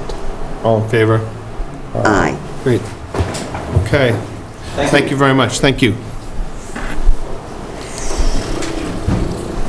I just think next year they're gonna go on the other side of it. Two more. Dwyer, 26A Newport Street, septic.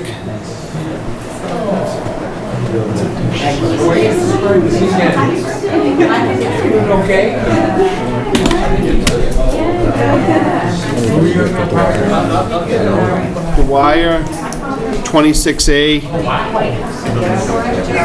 I'll go see if they're out here. Is it him? Yeah. Are you doing Dwyer? Newport Street? Oh, it's Bob. Who he is? Well, I know who Dwyer is. I just didn't realize Bob was doing it. Yeah. For some reason, Folks, can you take it outside, please? We've already opened this, correct? We did open it. Yes, we did open it and continue it. That's all. Yeah, nobody showed up. Bob's got some cards. Give them to Pat, good luck. Pat, don't lose these. Okay, thank you, Bob. Mike, is the owner Mr. Lund or Mr. Jensen? Jensen. Okay. Thank you.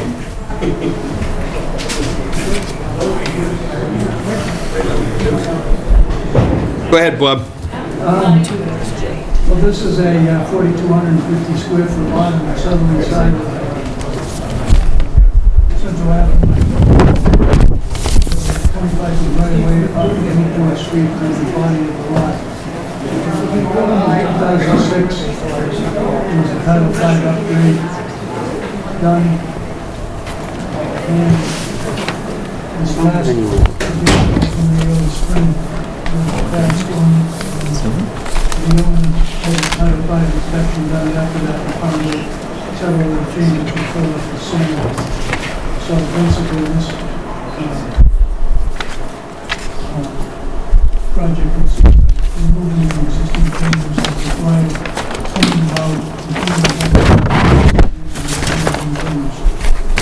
the septic tank is stayed on the roof, and this is here, it's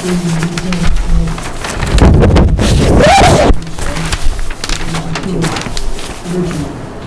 The plan has been submitted to the Board of Health and approval. The system itself lies in the first line elevation 9 by the current line. And it's shown as 10 on here because the plan was originally done back when we were on this. And we'll try to answer any questions you have. Okay. I don't have any questions on this. I know the property very well. I know, no questions. Lisa? No questions. Yeah. Pat? Well, I think the only thing, Bob, there was some planting suggested on the plan, and I think that's great, because right now there's nothing out there at all, so, Well, basically this was supposed to have been done after the first installation. oh, Whether okay. it was or not, I don't know. Oh, okay. But, matter of fact, you may check and find out if it was signed up. Well, it's a great idea if you want to. I can actually tell you they were attempted and they were flooded out. Oh, really? Well, if they could, if they'd be willing to put some additional plantings Try out it there, that'd again. be great, because it's just a sand pit now, but Is it, I don't see anything showing up on this plan for, it's just a verbal, there's There's a note a note halfway down on the left, maybe. right beneath the plan scale, bar scale. over there, Left, Right top. here. left. I got it. The other left, huh? Yeah, the other left. Yeah. A couple of those. Okay. All right. There is dune grass, that's about it. Well, it's better than nothing. Well, let's, like Pat says, let's hopefully get a little bit more planting in there. Okay. I make, oh, do you want to see? Anybody in the audience? You didn't draw a crowd, Bob. No. Not on this one. I make a motion to close. Second. All in favor? Aye. Thank you, Bob. He always is a good one. He does a lot of work. Yeah, good. I see him all the time. Good job. All right, here comes Town of trouble. Scituate DPW, do we have a thing to read? Yes. Between 74 Glades Road and 35 Surfside, North Scituate Beach Nourishment. I was going to try to do a very short PowerPoint because I think it's easier to present that way. We do have a plan with us as well. Okay.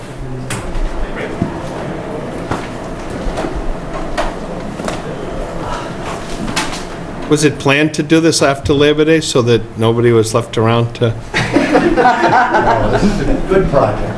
I was just going to say, it's just lucky. Two of the diehards are out there. Maybe we could put that, if that's so that for other folks want to see it, can you tuck it right in? Right in here. Well, you're gonna put We're gonna the, show right up on the wall. all right, okay. You want me to put- Over here? Yeah, here. you put it over there. Hide that.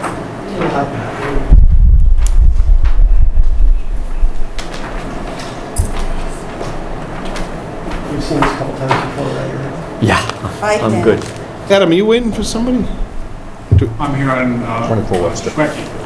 Oh, Webster. If you'd like to yell at me no, no, no. after the presentation, I'm more than happy to make myself available.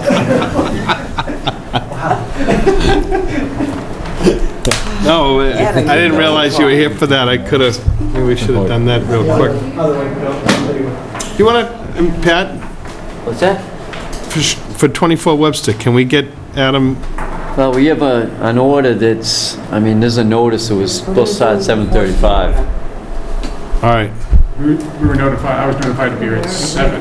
It's on the At agenda for the 7. earliest. I think we said at the earliest, it won't be before 7. No, it's after 7. Were you asking if we should let him go first? Yeah.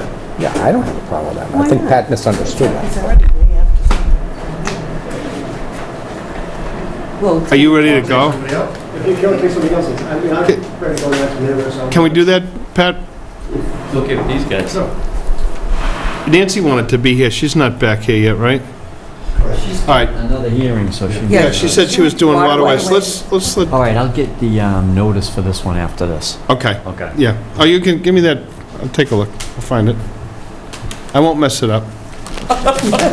oh, the blind leading the It's blind. out for days. The blind leading the blind. Oh, Lordy. Adam, why don't you jump up here?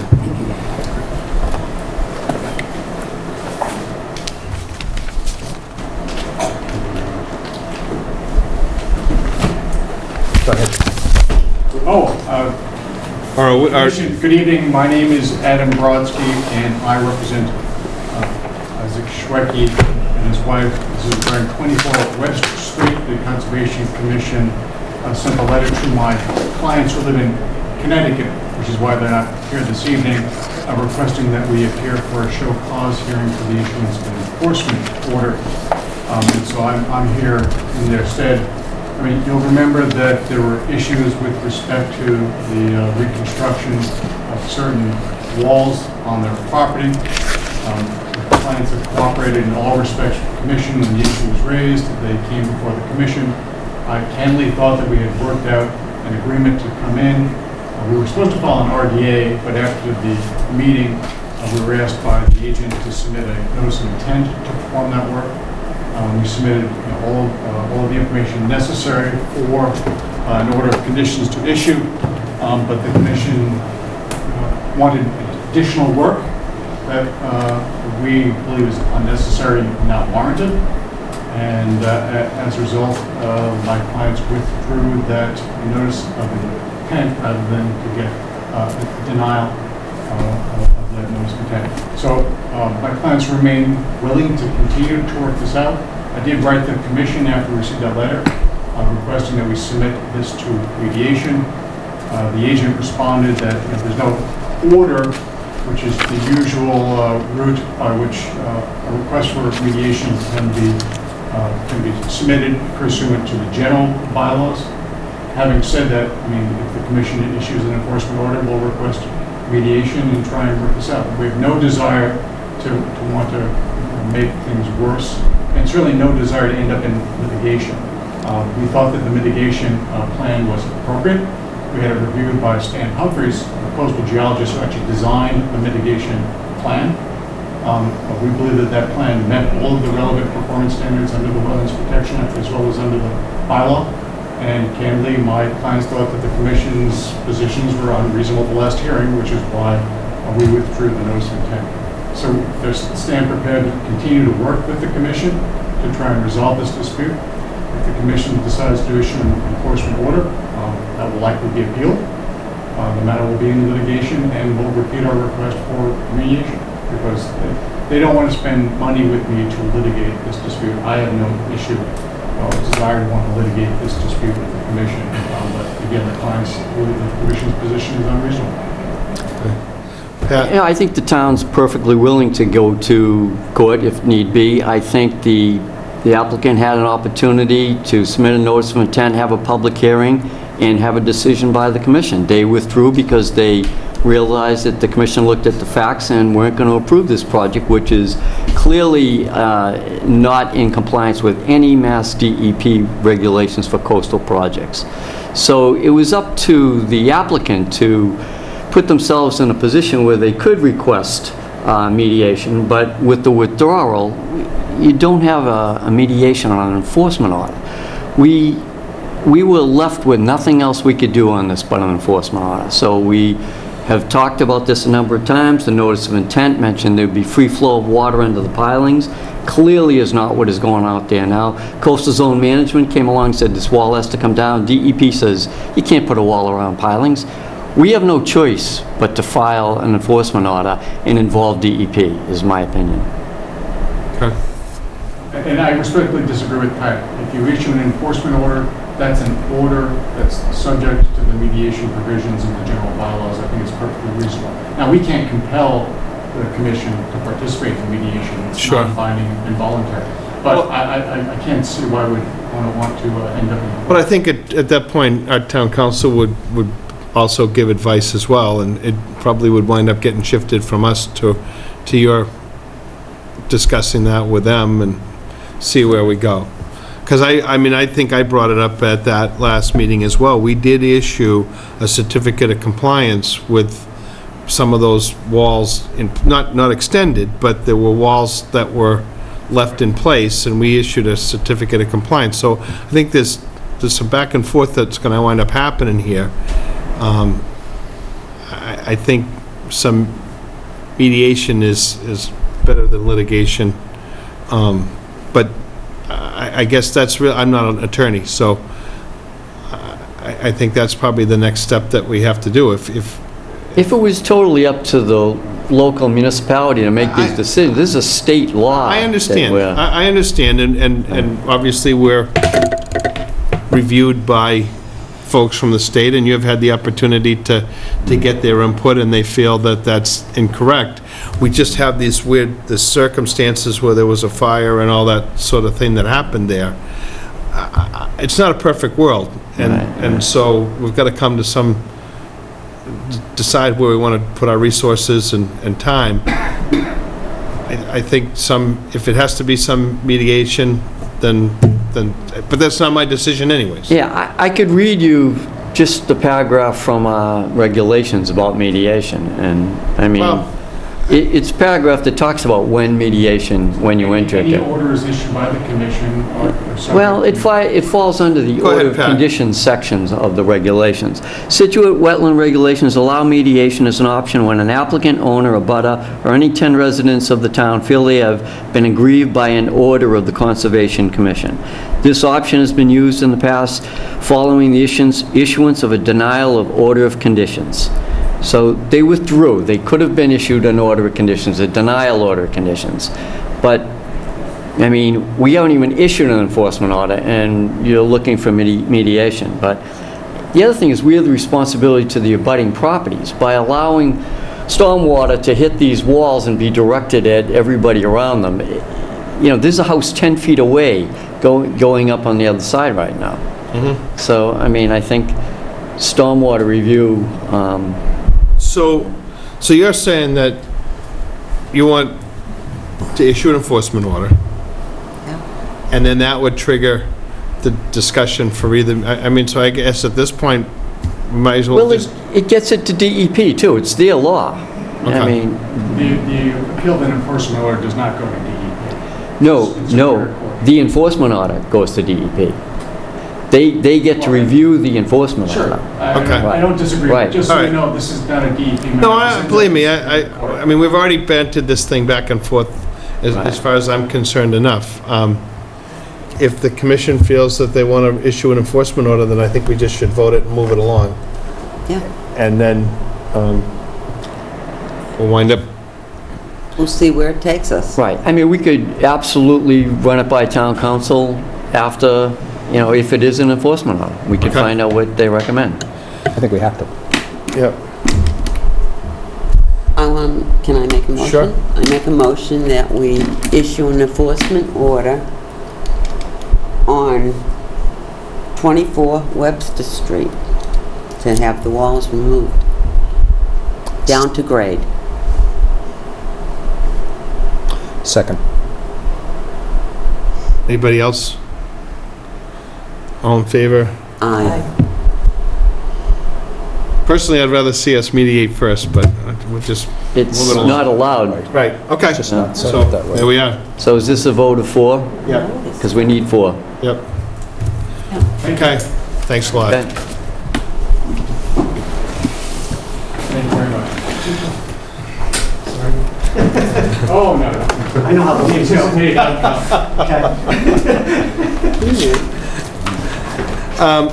Plus, if we did that now, then we'd just move it along and we could get...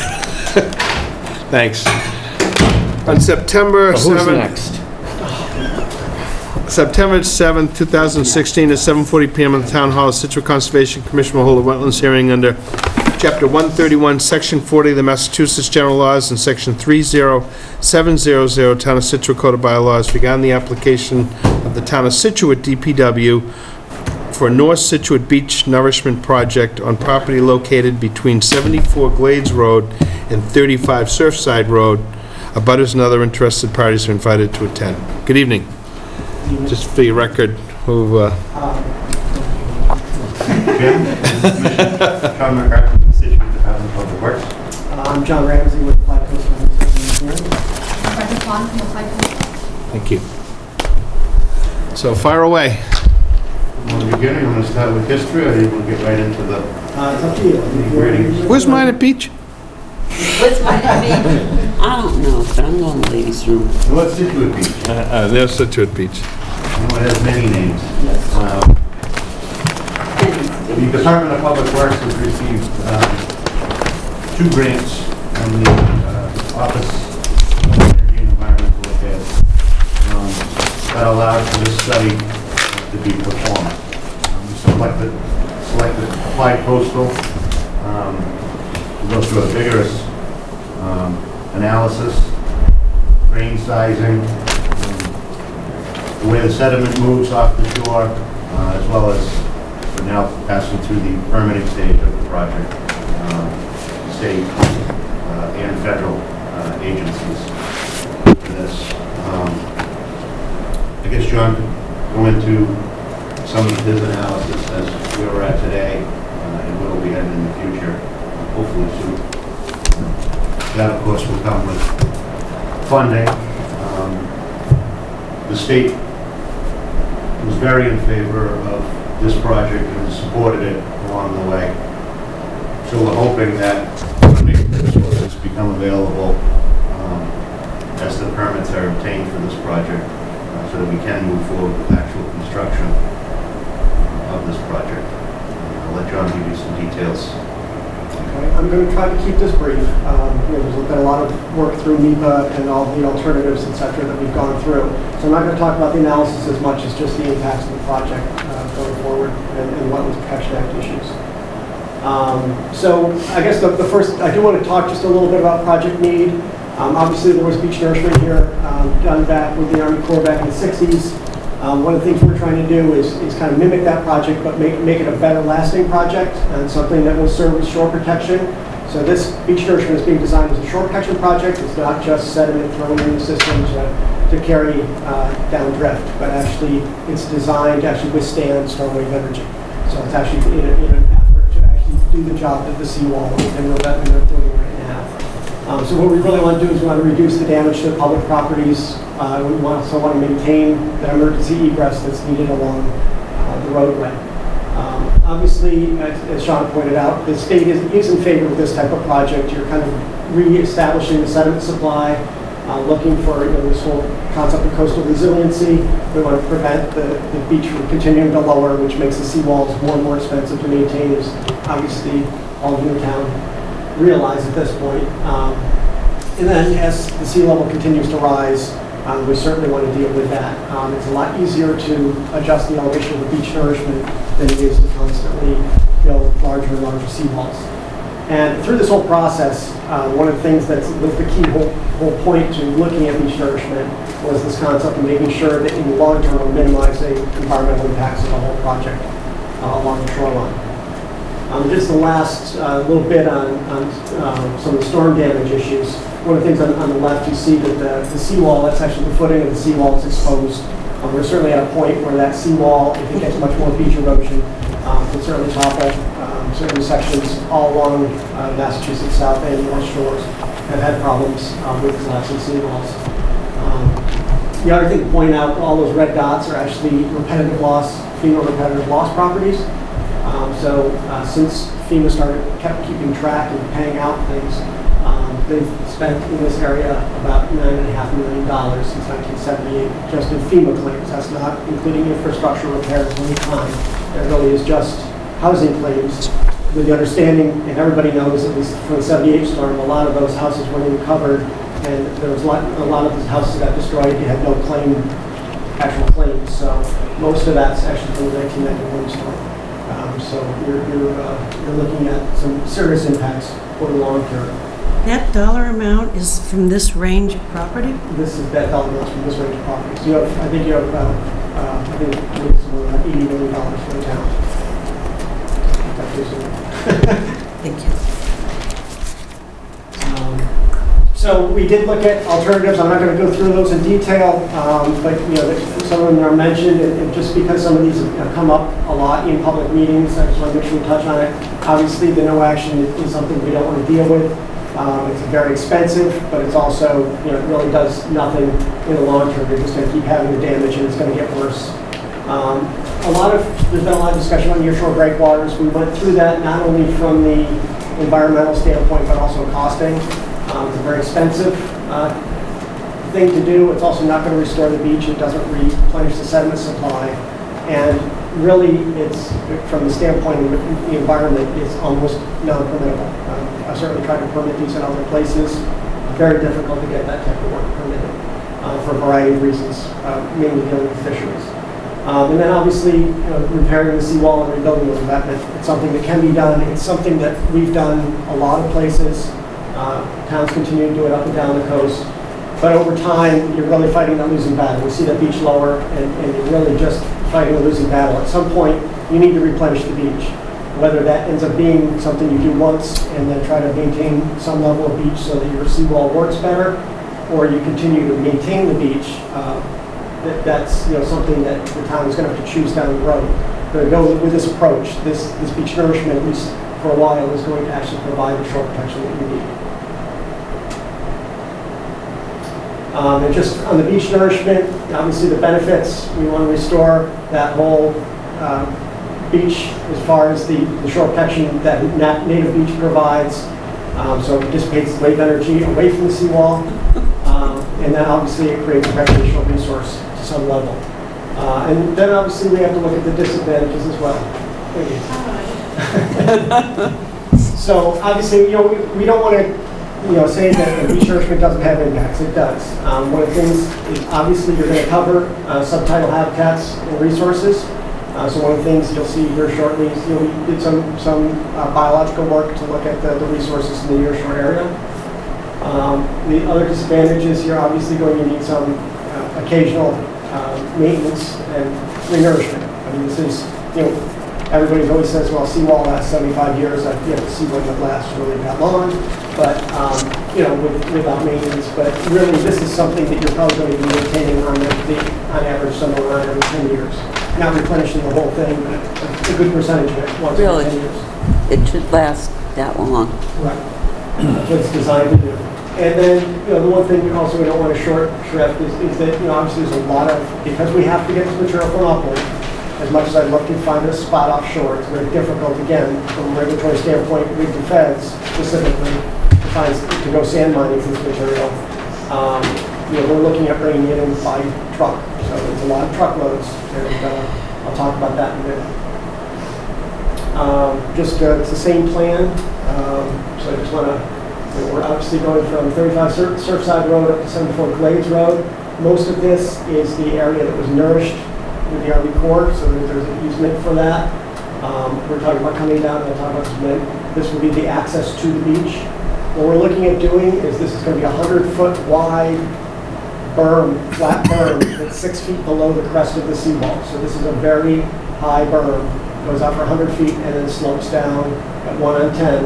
And so you're going to end up with this beach actually extends out about 250 feet from the seawall at low tide. So we're going to have a 100-foot wide berm up at the crest, but the low water is going to be an additional 250-foot wide beach compared to what you have now. So to give you an idea of the scale of things, we're looking at 2,900-foot length, which is a little over half a mile. We're talking about 240,000 cubic yards, and that's the big number. So we're looking at 12,000 truckloads. And so 5 days a week for about 6 months, you're looking at 80 trucks per day. So the construction time, we have a construction window that DMF provided in their letter. That's something that we've been working with, so we're looking at winter construction, unfortunately, but that's what we're stuck with from a fishery standpoint.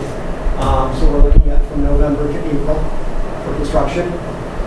Estimated cost is about $8 million. And we said the approximate reimbursement every 10 years. And again, that's not the full amount.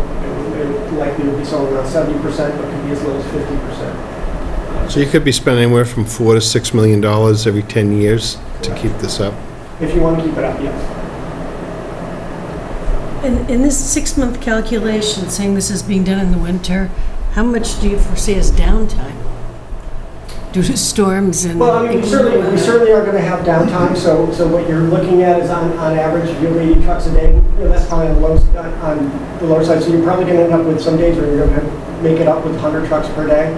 But it will weigh out. So there'll be times during the year when you're not working. We realize that. Okay, so you've dumped a bunch of truckloads on the beach, and then a storm comes in. Won't that take the material away? So now wouldn't you have to increase the material to the idea is the loss? Hang on a second. Let me go to where we're bringing it back. So we're bringing the material in here. So the beach will be building here. So if we're losing material, generally you're losing it in here. And the idea is to get a certain amount quickly.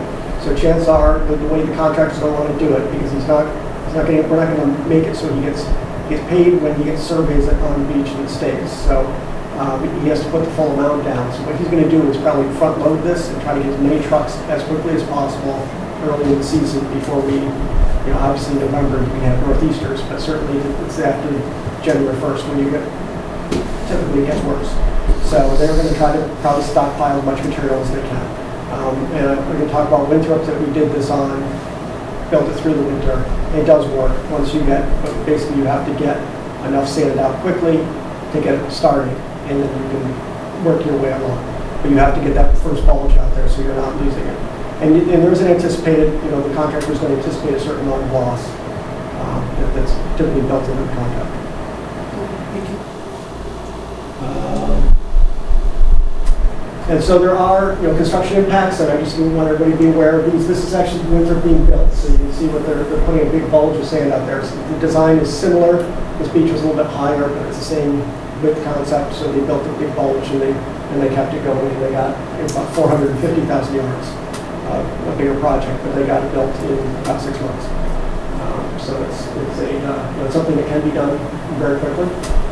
But obviously there's air quality issues with the trucks, so we're talking about making sure that they're meeting best management practices as far as low sulfur diesel, etc. But honestly, there's a lot of truckloads. Dust control, so there certainly will be dust control on the beach, because if you bring it from an upland source, there's going to be some fines in it, so you're going to want to keep watering the beach down. Noise control, contractor is going to obviously modify the backup alarms, because there's going to be a lot of backing up trucks on the beach trying to keep that noise down. Fortunately, because it's being done in the winter, we have a little fewer neighbors around, which is a little bit easier here than winter, if I can say that. Minimize idling, some of those issues as well. We're doing our best to optimize the truck route. We're talking about coming in from 3A, and we don't want to over-specify the route, because we want the contractor may come from different pits in order to supply the material. So we want them to have as many options as possible to keep the costs low. But so we basically have that one way in, one way out down Gannett from Route 3A is our truck route. And then obviously the issues with hazardous materials, but that should be a big issue. And then the last thing, fisheries, they're requiring the May 1st to November 1st that there's no activity. So that's why we're being trying to do this in winter and push it through as best as we can.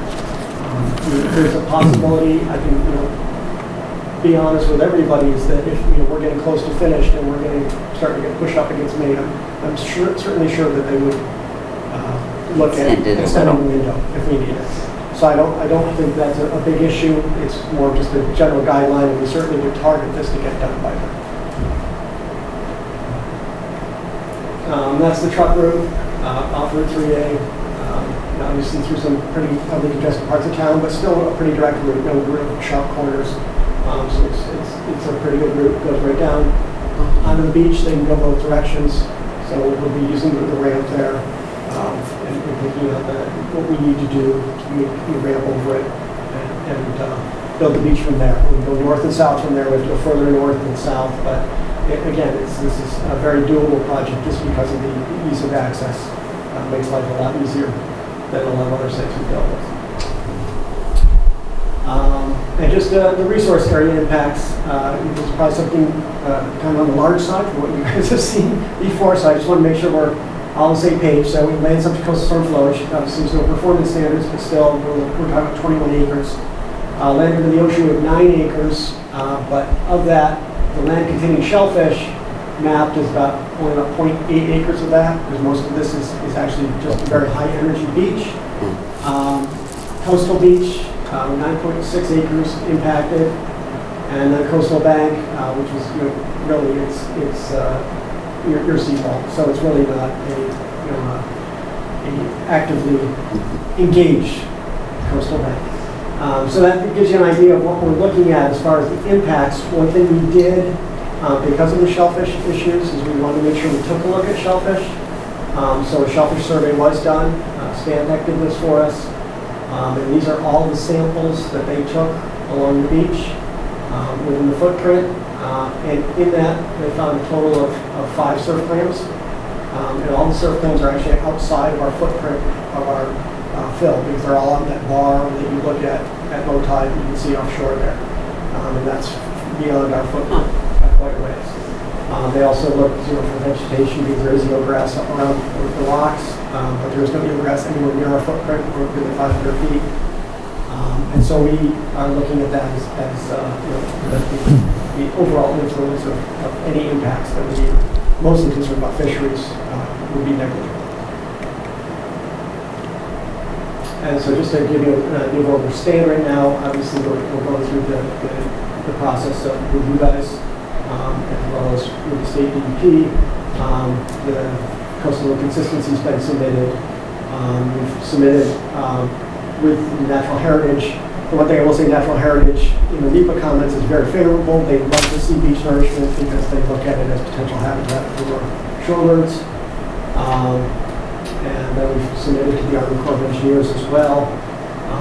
And so we're waiting just to make sure that the plans are finalized, that, both through this process and the Army Corps process, that there are no minor changes to the plans before we submit for Chapter 91. But that's where we're at right now, and so that's for your questions.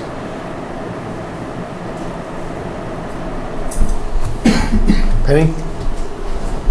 I'm gonna have my beach back that I had as a kid. At high tide, there was a beach. Are you all the way. biased for this? Yes, I am. Very much so. We used to have a beach, no matter what the tide was.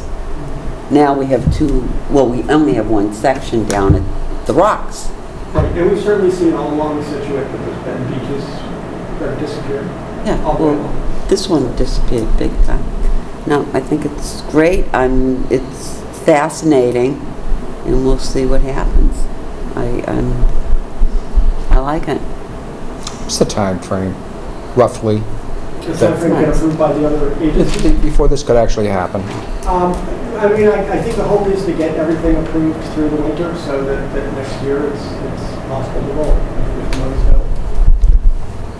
So Great. you're looking That's at great. the Great fall program. of 2017 to start, November. Yeah, A year from Okay. at the earliest. Yeah, okay. All right. Lisa? So this is going to start fall of 2017. What type of changes do you anticipate on the beach between now and then? And will there be adjustments made when it comes actual time to start the work? If it's been altered by storms? I mean, just because I see such drastic things change from, yeah. The overall design won't change, so the volumes may change, but generally what we see here is the winter-summer profile. We see the bar offshore. So what ends up happening is the material gets pulled away from the seawall, so you see the beach drop, but it usually is stored within a bar offshore, and then it goes back and forth. So they're all within the footprint of what we're doing, give or take. So obviously they're going to have to do a pre-construction survey, so they know how much material they have to put to meet our template.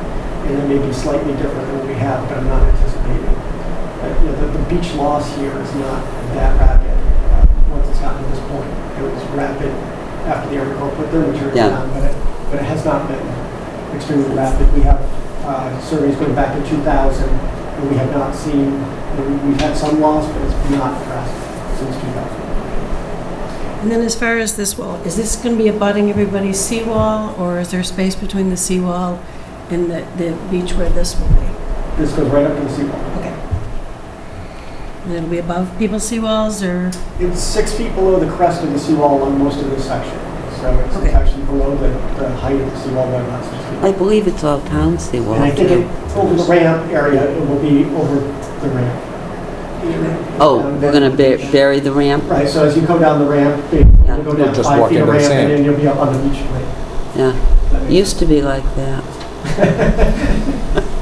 Many moons. Back to the Oh, maybe future. you're so nostalgic. I know, I'm going, well, I grew up on that beach. Pat? That's quite a number of approvals you need there, huh? That's a lot of agencies. So you submitted pretty much to all of them, and We have, and obviously we have with CZM, this was a CZM grant project, Yeah. so, we've been working with them closely, so we don't see any problems with the second one there on the list. The third one's not a problem because they've actually been in favor of the program. And the big one is the Federal Clean Water Act. and we got the fisheries letter this week, so they've completed their review. And it's the same letter they submitted to NEPA, so it's not, This was a really well-written notice of intent. Just anything we could have looked for was in there. And one of the sections where John mentioned the resource areas, there's a real good description in there in detail of all the possible impacts to all the resource areas that we have. So there's pretty much all the information we're looking for. Is there any issue with it being based on the 2012 FEMA map now that we're going to the 2016, or is that? It is not, because the modeling that was used to do this was site-specific and independent from FEMA. It's actually, I hate to say it, it's used better data than FEMA uses. I know that's surprising. So that won't trigger anything in a federal, okay. Pat, just one quick thing. I just noticed in that packet, all the green cards are here.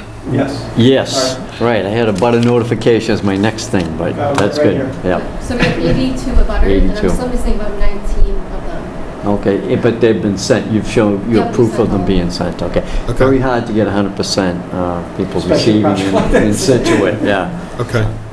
Okay, yeah, if you could leave that with us, that'd be good, thanks. And that's it. So it's phased in too, right? As the money comes in, then you can do the second phase of the project, which brings you further down.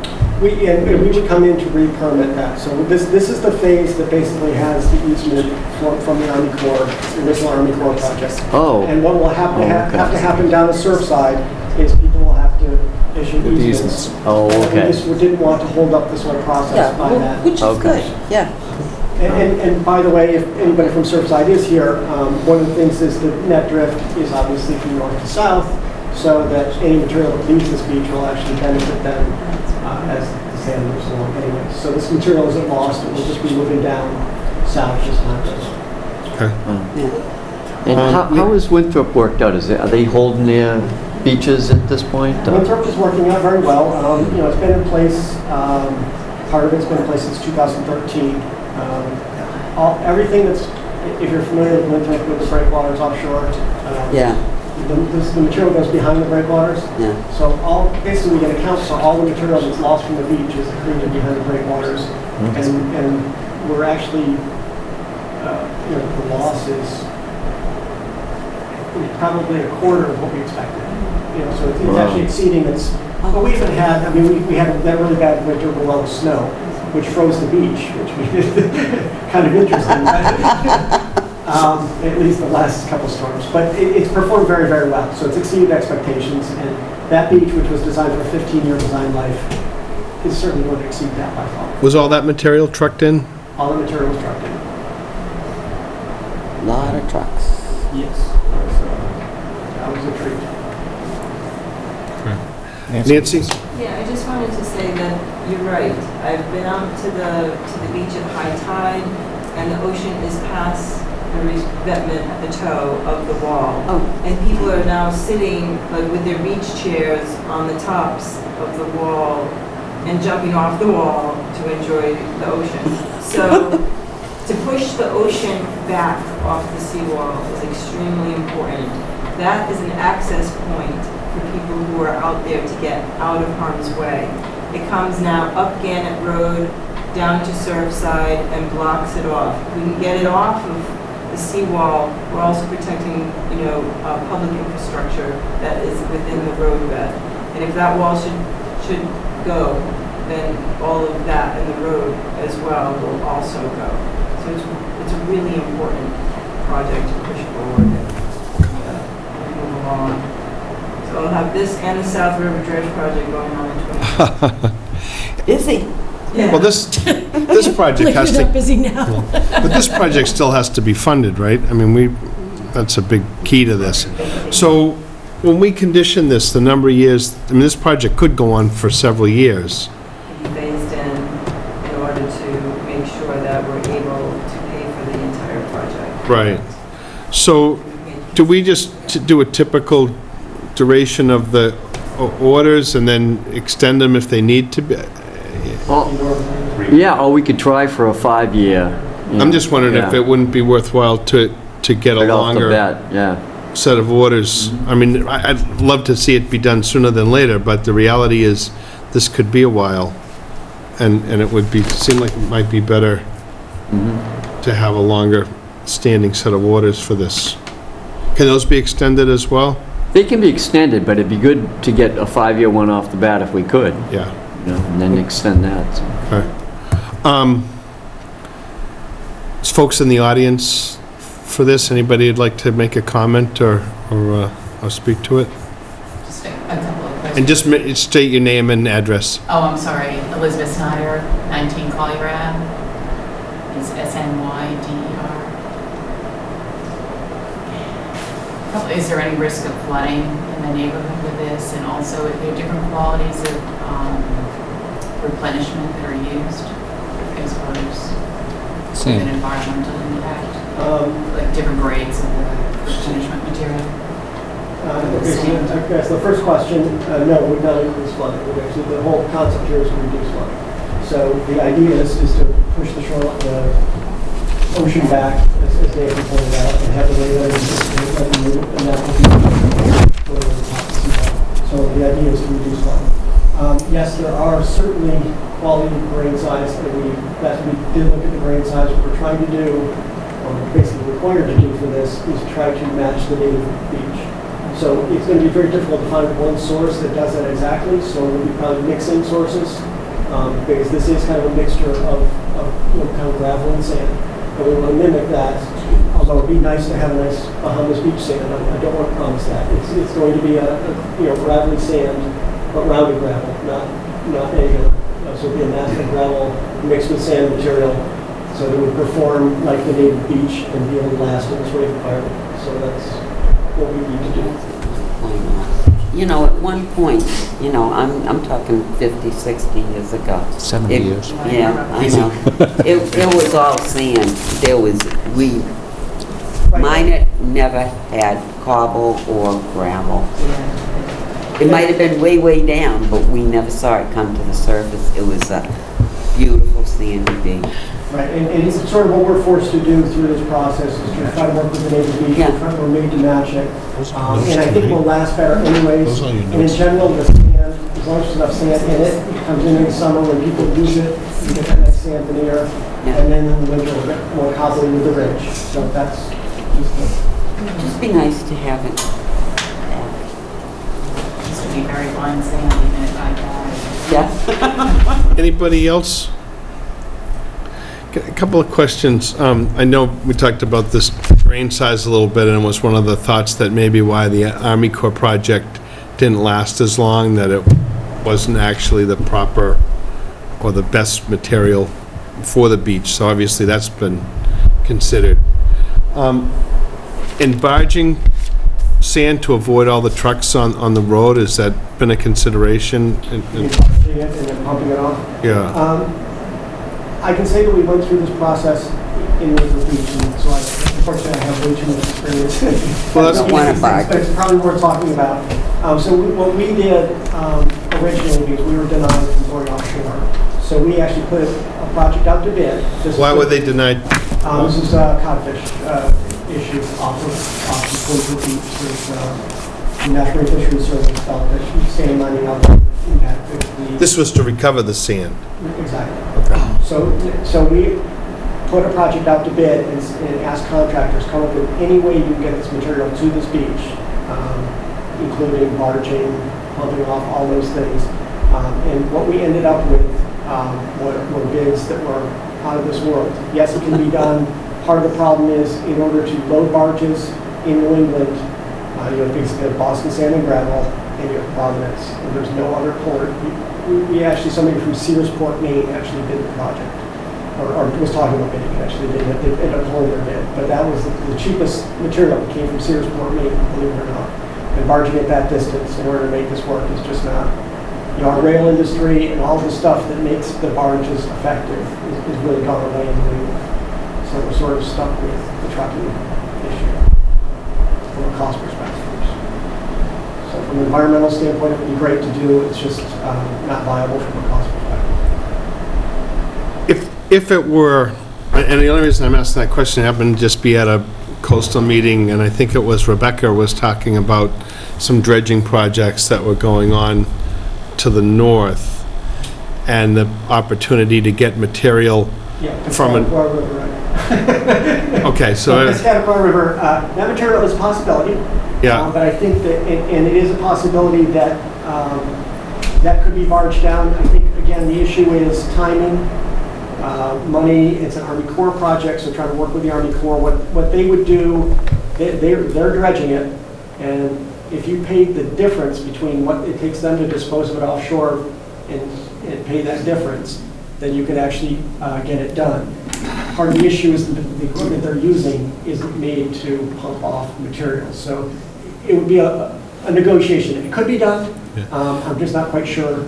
And if that was an opportunity, we would certainly back off from the trucking. Would there be any changes that we'd have to consider? Would we have to amend this order for something like that? Would it really matter? Or would it have any significant bearing on? I do not think so. We would probably come in for a minor modification. Okay. And I think that we'd get through that process. That would be more of an issue with the Army Corps, but I think that they would, since it's their project, that they would be helpful. So I think that, yeah, we would want to come back and at least explain how we're doing it so that everybody's on board. But yes, that would certainly change the way the project's done. Okay. I mean, I'm not an engineer for this, but you just think about the options or... I would love to do it. I mean, again, I would love to do it by sand mining and pumping it on the beach. It is so much quicker. We can do it in 2 or 3 months. Right. Much less disruptive to the community. It's just, right now, that's not allowed. I can only imagine that many trucks rolling through North Scituate Village and down Gannett Road. I mean, it's a lot of... I understand completely. Up and down It was very traffic. disruptive. It's almost right by your house. August. Yeah, I know. To do that project that we did. Right. Thank God they can't come down both hills. But this one's actually easier, but I'm sure it will be disruptive. Right. So if we can take advantage of that, if that works out, and I do have my fingers on that, that we would certainly try to make that work. So is this something that typically works, like Nancy, between you and DPW? That's just how this is coordinated? Yeah, I would work closely with Sean and Dan and Kevin always, so that's fine. Try to be cool and man going on in North Scituate. Sure. Yeah, definitely. Okay. We lived through the tea coming through there, so we can live through this. That was fun. Okay. I make a motion. This is interesting. Yeah, it is. It's a really awesome project for once, instead of somebody trying to destroy stuff. I make a motion to close. So there's no other information you'd be interested I in? don't think so. Okay. I mean, we've got it from fisheries. Yeah. We certainly, there's a number of agencies looking at this. We're Right. far from the only swipe at this. Right. We're a small potato, I think. Before somebody gets wind of all those trucks going down Gannett Road. You got our approval. I'll second the motion. All in favor? Aye. Great. Thank you very much. I know this is There's one that's accumulation no of a longer lot of work. submitted. So you did a great job with those 10, by the way. Great, thank you. That was really a good one. Yeah. Thank you. I don't know where we look for example conditions on this one, but we'll find something, because this covers every resource area we have. Could be the poster child for the best Yeah. filing. We have a couple of, maybe we'll run a little workshop. We could bring a bunch of engineers in here. Yeah. There's a couple of them have been doing it for 20 years and they still haven't figured it out. So. All right. Thank you so much. Thank you. Great work with this. Thank you. Okay, that's good, thank you. So if I get any more in, should I just forward them? Yeah, that'd be good, thank you. I can wait to get them all, and then you may not get them. I don't We know write I'm to gonna Hummer, get we don't them. get any back from Hummer. We get Yeah, I don't think I'm gonna get any. Yeah. It's been about 6 weeks. Yeah, did you do certified mail or certificate of mail? I did certified mail. Oh, okay. Because you can do certificate of mailing. And it's about a buck and a half. It still took forever. Yeah. We stalled as long as we could for you, Nancy. These guys had to, they had to sit. Please join. I thought there was gonna be some, I was gonna. I did the best. Oh, yeah, right. We might not, just as we have 16 other hearings tonight, so. This is the only pleasant one. That's right. They're all like. Good news is they get paid for it, so.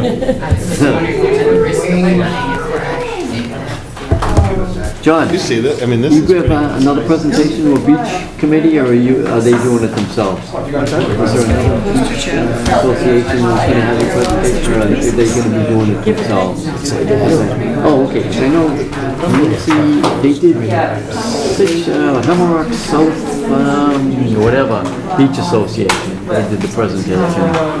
And Rebecca might have done it. Yeah, okay. I know she went to one of the meetings, but Yeah, okay. they cut me out of that. Oh, yeah, you did the selectmen one originally. Yes. Oh, this is looking good. Just a few more steps to go. You'll be here for a while.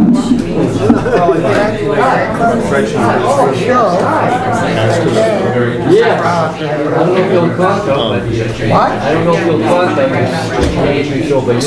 Bring that material Next. all the way down. So you get to see a lot of other stuff going on today. Then what he says, it's in a barge that essentially has a bottom that just comes. Yeah, we can, yeah, I don't see anybody else here. We can move to you.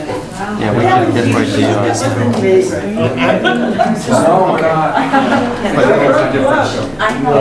I have photos to show what's So, I mean, that's right. to show what a back door is. All right? Dan? Yes. Well, what else is new? I did not realize that I had The other thing is, and I don't know the logistics of it. Not that, No, but I should have been starting lifting over. Dump it in a pile, and then pump it off with another machine, and place it in the weeds. The other thing is, dump hydraulic. It's what they've done, they've taken all of the freight lines and basically Because if you're done with that, actually push it around. one freight line is black.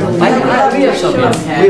Can I post an email and digital? Do you have a Can you go over the bridge? I think we do. I think I sent them the Google. Yes, because we can send you a list if you do it. Yeah, I think we're all set. Thank you. And then, we'll be talking about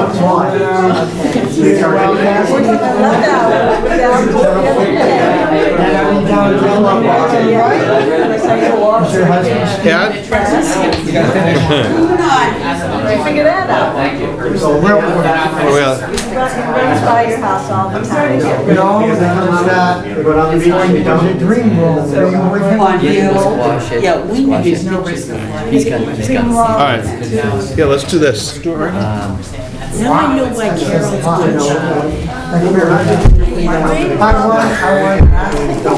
I at least should have rained while. Ducks Unlimited?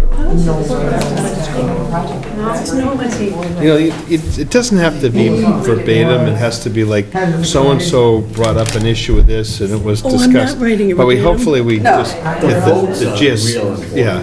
And we, the start time was... Oh, I already got that, because Nancy emailed me. Start was 6:16, I got the start, I got the Here's that notification at the folder. end time. And for the one we just looked at, you? Isn't it folded up in here? Oh, okay, so, and a butter is looking for one, I can give one of those. Did she want the whole thing to look at? Oh, there it is. Thank you very much. All right, let's, come on, let's go. That's right. Pat, who did you say is here? What's his last name? Why don't you ask him to, Florence, if you go past, I'm in the park. all right.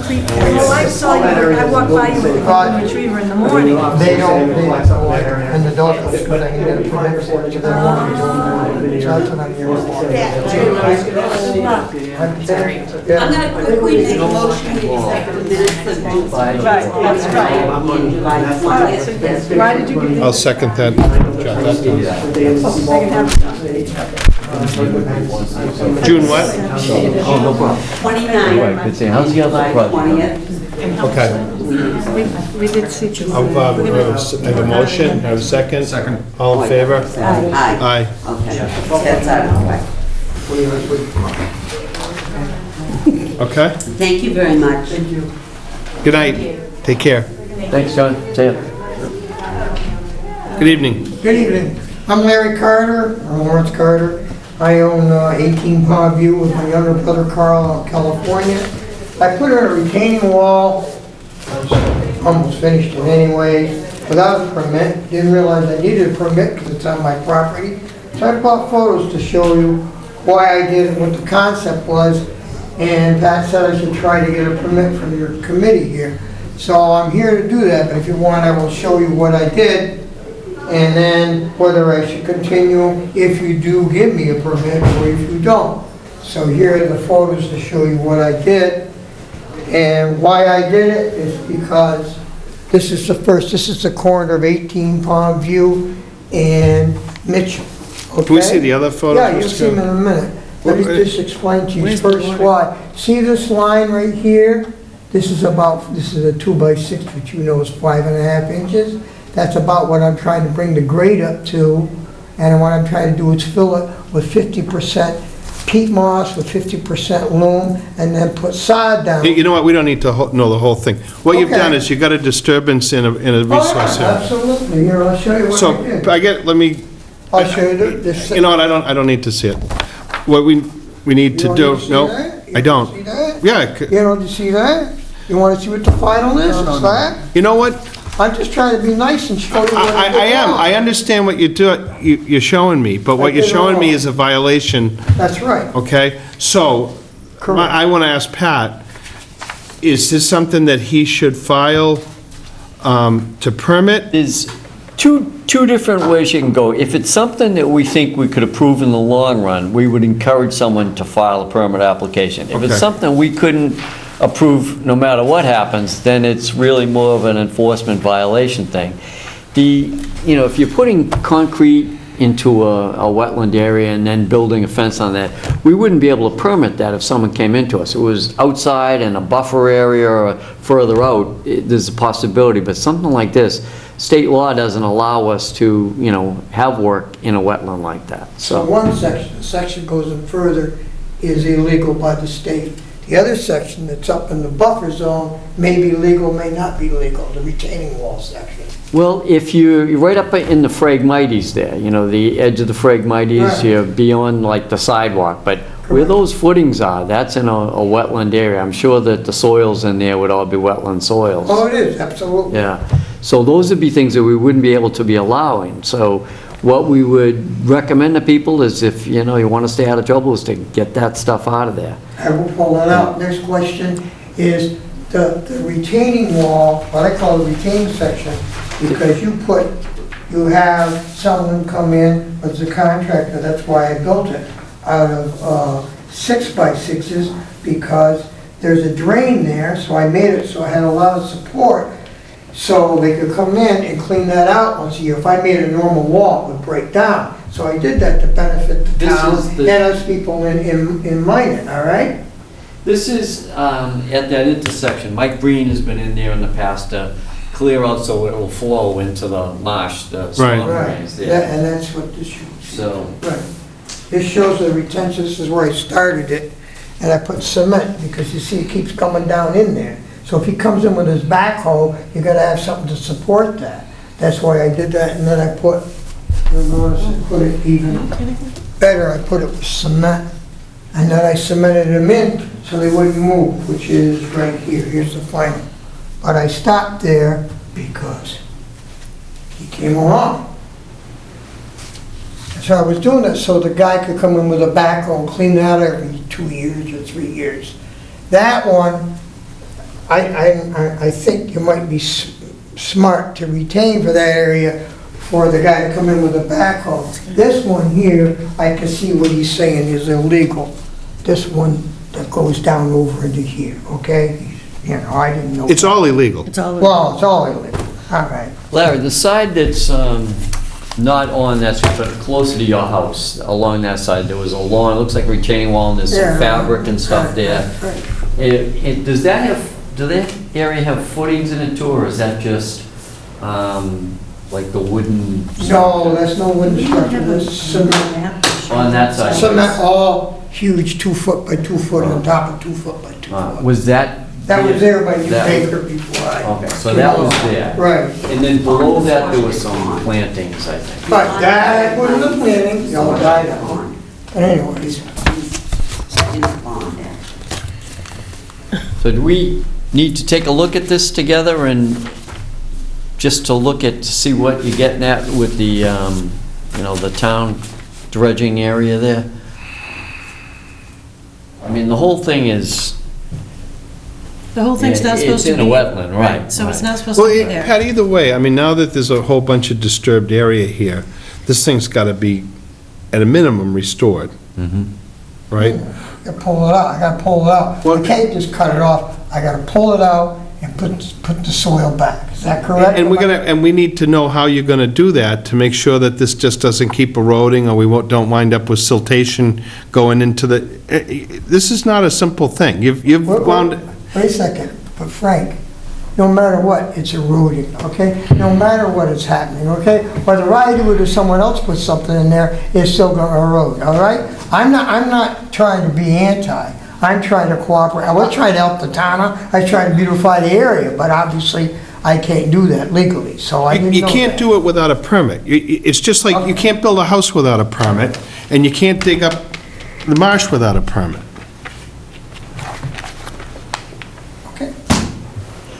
It's not as simple as, you know, I'm just going to kind of pull this stuff up and walk away. We want to know how this is going to get restored, or is there a better way, now that you've maybe even further weakened this, is there a way to make this better in the long run? I'm not questioning your motive. I mean, I think you're trying to preserve your property, and I get that. I do. But you've gone ahead and worked in a resource area, protected area, without permission, and you've dug into these places. And you know, and you're not the only person that's ever done that. And you're here talking to us. Some people just blow the thing off and don't even want to deal with it. So we appreciate that. I try being straight with everybody. And I get it. Everybody. I understand. But it's not as simple as just, you know, kind of packing it up and being done with it. You know, Pat's saying, do we want to go out and take a look at this and see if there's something that can be done? At a minimum, he needs to be filing with us. Right, I think it's to get to a restoration of this area is what we're getting at, and that probably involves pulling all or most of that out. Well, I don't know what that is. I mean, even before we tell them to pull it out, it's almost like we ought to know what the plan is to make this right. What is allowed there? You know, and I'm not even quite sure. Yeah, we've had a few restoration projects where we've brought in Brad Holmes or somebody like that that says, you know, here's what grows here, here's what could grow here, here's what landscaping device might, you know, hold the soils in place so you don't erode in there. Right. Did Mr. Carter have a plan drawn up? Did you have a plan drawn up? Just what you see. No, those are just pictures. I mean, Yeah, well, I was going out exactly 15 to the back and coming out exactly, I brought it as close as I could to where it was eroding without, I wanted to make sure the guy with his backhoe could get in there to dig that out once every few years, whatever it is, okay? But you didn't have anybody draw up a plan? No, I didn't do that. I do have drawings of my property that go over there and all that, but that's incidental. I didn't draw up how far I was gonna come back, and that's what you wanna see, right? Larry, is all of that on your property, or is... Well, as far as the part, this part, we own basically down to the third guardrail, but that's a whole other thing. And then Teddy owns past that. This is Ted, my neighbor next door. Okay. All right? This is where I was putting a retainer ring around this. This is just PVC. But what I was doing, this is the 3 guardrails. This is the third one down I own. And Teddy goes from here over, and this is how unsightly it is without doing something to it.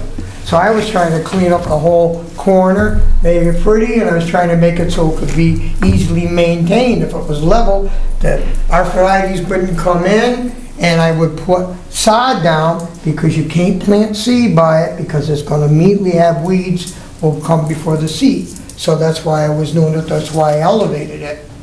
So you're doing work on your property as well as your neighbor's property? Well, no, I stopped this by mow his lawn. He's 84 years old.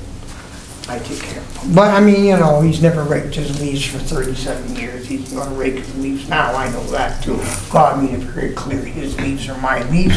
I learned instead of being tough about it, be nice about it, you know? Because that's where it all comes out, you know, in the end. It's very clear, you have to take care of some of your neighbors, whether you want to or not. It's in your own interest. Besides, I was raised that way, so. It seems to me that we do need to go out before anything happens and try to figure out how, if there's anything that can be taken advantage of, or if it just has to be pulled out and restored. Right, and I'm wondering if... Something that... Yeah, I wonder if it's a, you know, a landscaping company with somebody who could give some advice on plantings, a J. Michael kind of company. You've seen this? Yeah. It's called Phragmites. Yeah, I don't see, I think he just went into the Phragmites, it's solid. Okay. It's really solid. All right, well, I mean, before we issue the enforcement order, if you want to take a look at that and see if you can come up with a way to get this sorted out. Yeah. All right, anybody want to come out? I can do it Friday or Monday, I can't do, I'm tied up with the election tomorrow. Okay.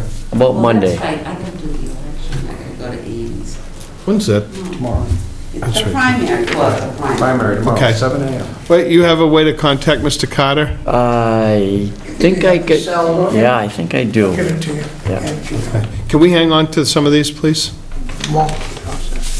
Thank you. Yeah, what you I sell try to be that? very straight with everybody, neighbors and everything. That's the only way it really works.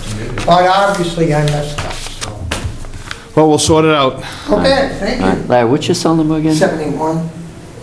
71-635-5597. Okay, we'll get in touch with you What's and the then... address, Pat? 18 Pond View. Okay. Was this Baker's old property? You don't So you're wanna- not the first guy that's worked along that edge? You don't want to know the head. I know. I've gone through. You don't even want to know. Oh, we hear all the stories. Okay. All right. All right, so maybe we could plan on going out on Monday? Okay. All right. All right. Thank you, Mr. Carter. Thank you very much, I appreciate it. Yeah. You guys are doing a great job. Hope this thing works out on the beach too, huh? Yeah? That'd be nice. Great. Oh, it would be fabulous. Think about how many trucks that is. That's all I keep Yeah. thinking. That's 160 trucks because 80 coming up, 80 gotta go back. That's a good point. Oh, they're gonna shake my house. Yeah. That's a good point. Thank you. Thank you. Bye-bye. Well, they go right by the bottom of my street. Yeah. It is a double. Huh? In, out. Okay, what's next? What do we got? So, Let's- where are we? Let's get out of here. Where Hurry up. are we? We have 2 minutes. Yeah. Excuse us. Frank wants No, to I go like it, out. I like it, it's good, 2 minutes, let's go. All right, orders of conditions, so you guys need to sign Joel, sign Elm, and then 10th Ave. If you got a chance to look those over, this one was closed Oh, yeah, last time. That's the FEMA one. It's the Yeah, elevation. Yeah, Yeah. that's no problem. Do we want to vote that? Yeah, I make a motion that we accept 18 10th Ave as written, the orders of condition. Second. All in favor? Aye. All right, Lot 4, Mr. Gillespie met with Greg Morse. I have the enforcement, or we sent the enforcement order. Haven't heard back. We haven't started the fines yet because I haven't had time. So I got to do that. This has been Yeah, too a long. madhouse. Fines. Madhouse 2 weeks. Carter and Swickie, we're already done with those. Yep. We just did, 271, if the wedding is next week, I'm going to not do anything before the wedding. We'll do it. the wedding is yeah. this Saturday. Okay. All right. That's the next big one we're doing. And then it's going to involve, you may not be on that visit, but we'll probably have to involve either someone at DEP on Chapter 91 or the harbor master. I don't know if he would rule on the docks, or if that's Chapter 91 totally would have Chapter to go 91. permit. Okay. But we have an order with a, sketch of all the docks, so it would be a violation of our order too. There's a couple of those down there, I but, believe there's about 5 Yeah, violations but- on the order. right, and this one, there's an open order that we had already called in for a violation, that Who are you talking about now? 271 Central. All right. Okay. We're still up there. Russo, we did get contacted by the other set of attorneys. I thought they were going to come here tonight. They had the letter. They're not here. That's been like that. 140 River Street, DEP said they're going to take a visit out there, the Chapter 91 people. Yeah, I saw you actually did get some communication. Yeah. Well, I saw the letters, Yeah. but I wasn't, Yeah, we just got a letter from the attorney too of, yeah, I saw that. and there's another letter tonight, an email tonight, that I haven't even opened. Was it tonight or this afternoon? 'Cause I thought I read something this afternoon. There was one yesterday, I don't know. and then there's one today. Then the two on Townway Extension, turns out way back, they both had orders to move sand and cobble. Slocum and the other one, Moran, they're the ones out on the pilings. They both had orders to be able to move sand back and cover their septic and put it onto their property. But there were restrictions in there. They were supposed to notify us before they did it. They're supposed to identify the contractor. They weren't supposed to take it from the public beach. So they did have an order, but what they did was beyond what the order allowed. So rather than enforcement order, we can talk to them about, they got to follow the rules, come into us. We certainly want to allow them to do what's under an order for them to They do. just can't go swiping it wherever they want. Right, or off the public beach. Yeah, well, you gotta, So, but it's hard to tell where it came from, and, so. But anyways, it isn't as bad as it sounded. It looked like someone just rented equipment and went out moving stuff around from other people's property. But they did have an order in place, thought that they could do it, so. they just didn't read the... So I called them both, left messages, and I can follow that up with, here's what your order says. You got to come to us in the spring before you do this, and we have to give the okay where you're moving it to and from. Walnut Hill Drive was voted on last time, but it wasn't signed. So the paperwork is there, it has to be signed. That's a certificate of compliance. 8 Postscript Lane, it was an old septic. There was an as-built from Bob Crawford from '99.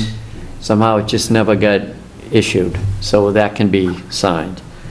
161 Turner is a request from Mike Biviano, and we asked for a site plan, a structural plan, and I went down there today. They're still working on it. I mean, the cement pilings, piers are in place, but there's all sorts of pieces of the structure that they're still putting in place, so it's not quite done.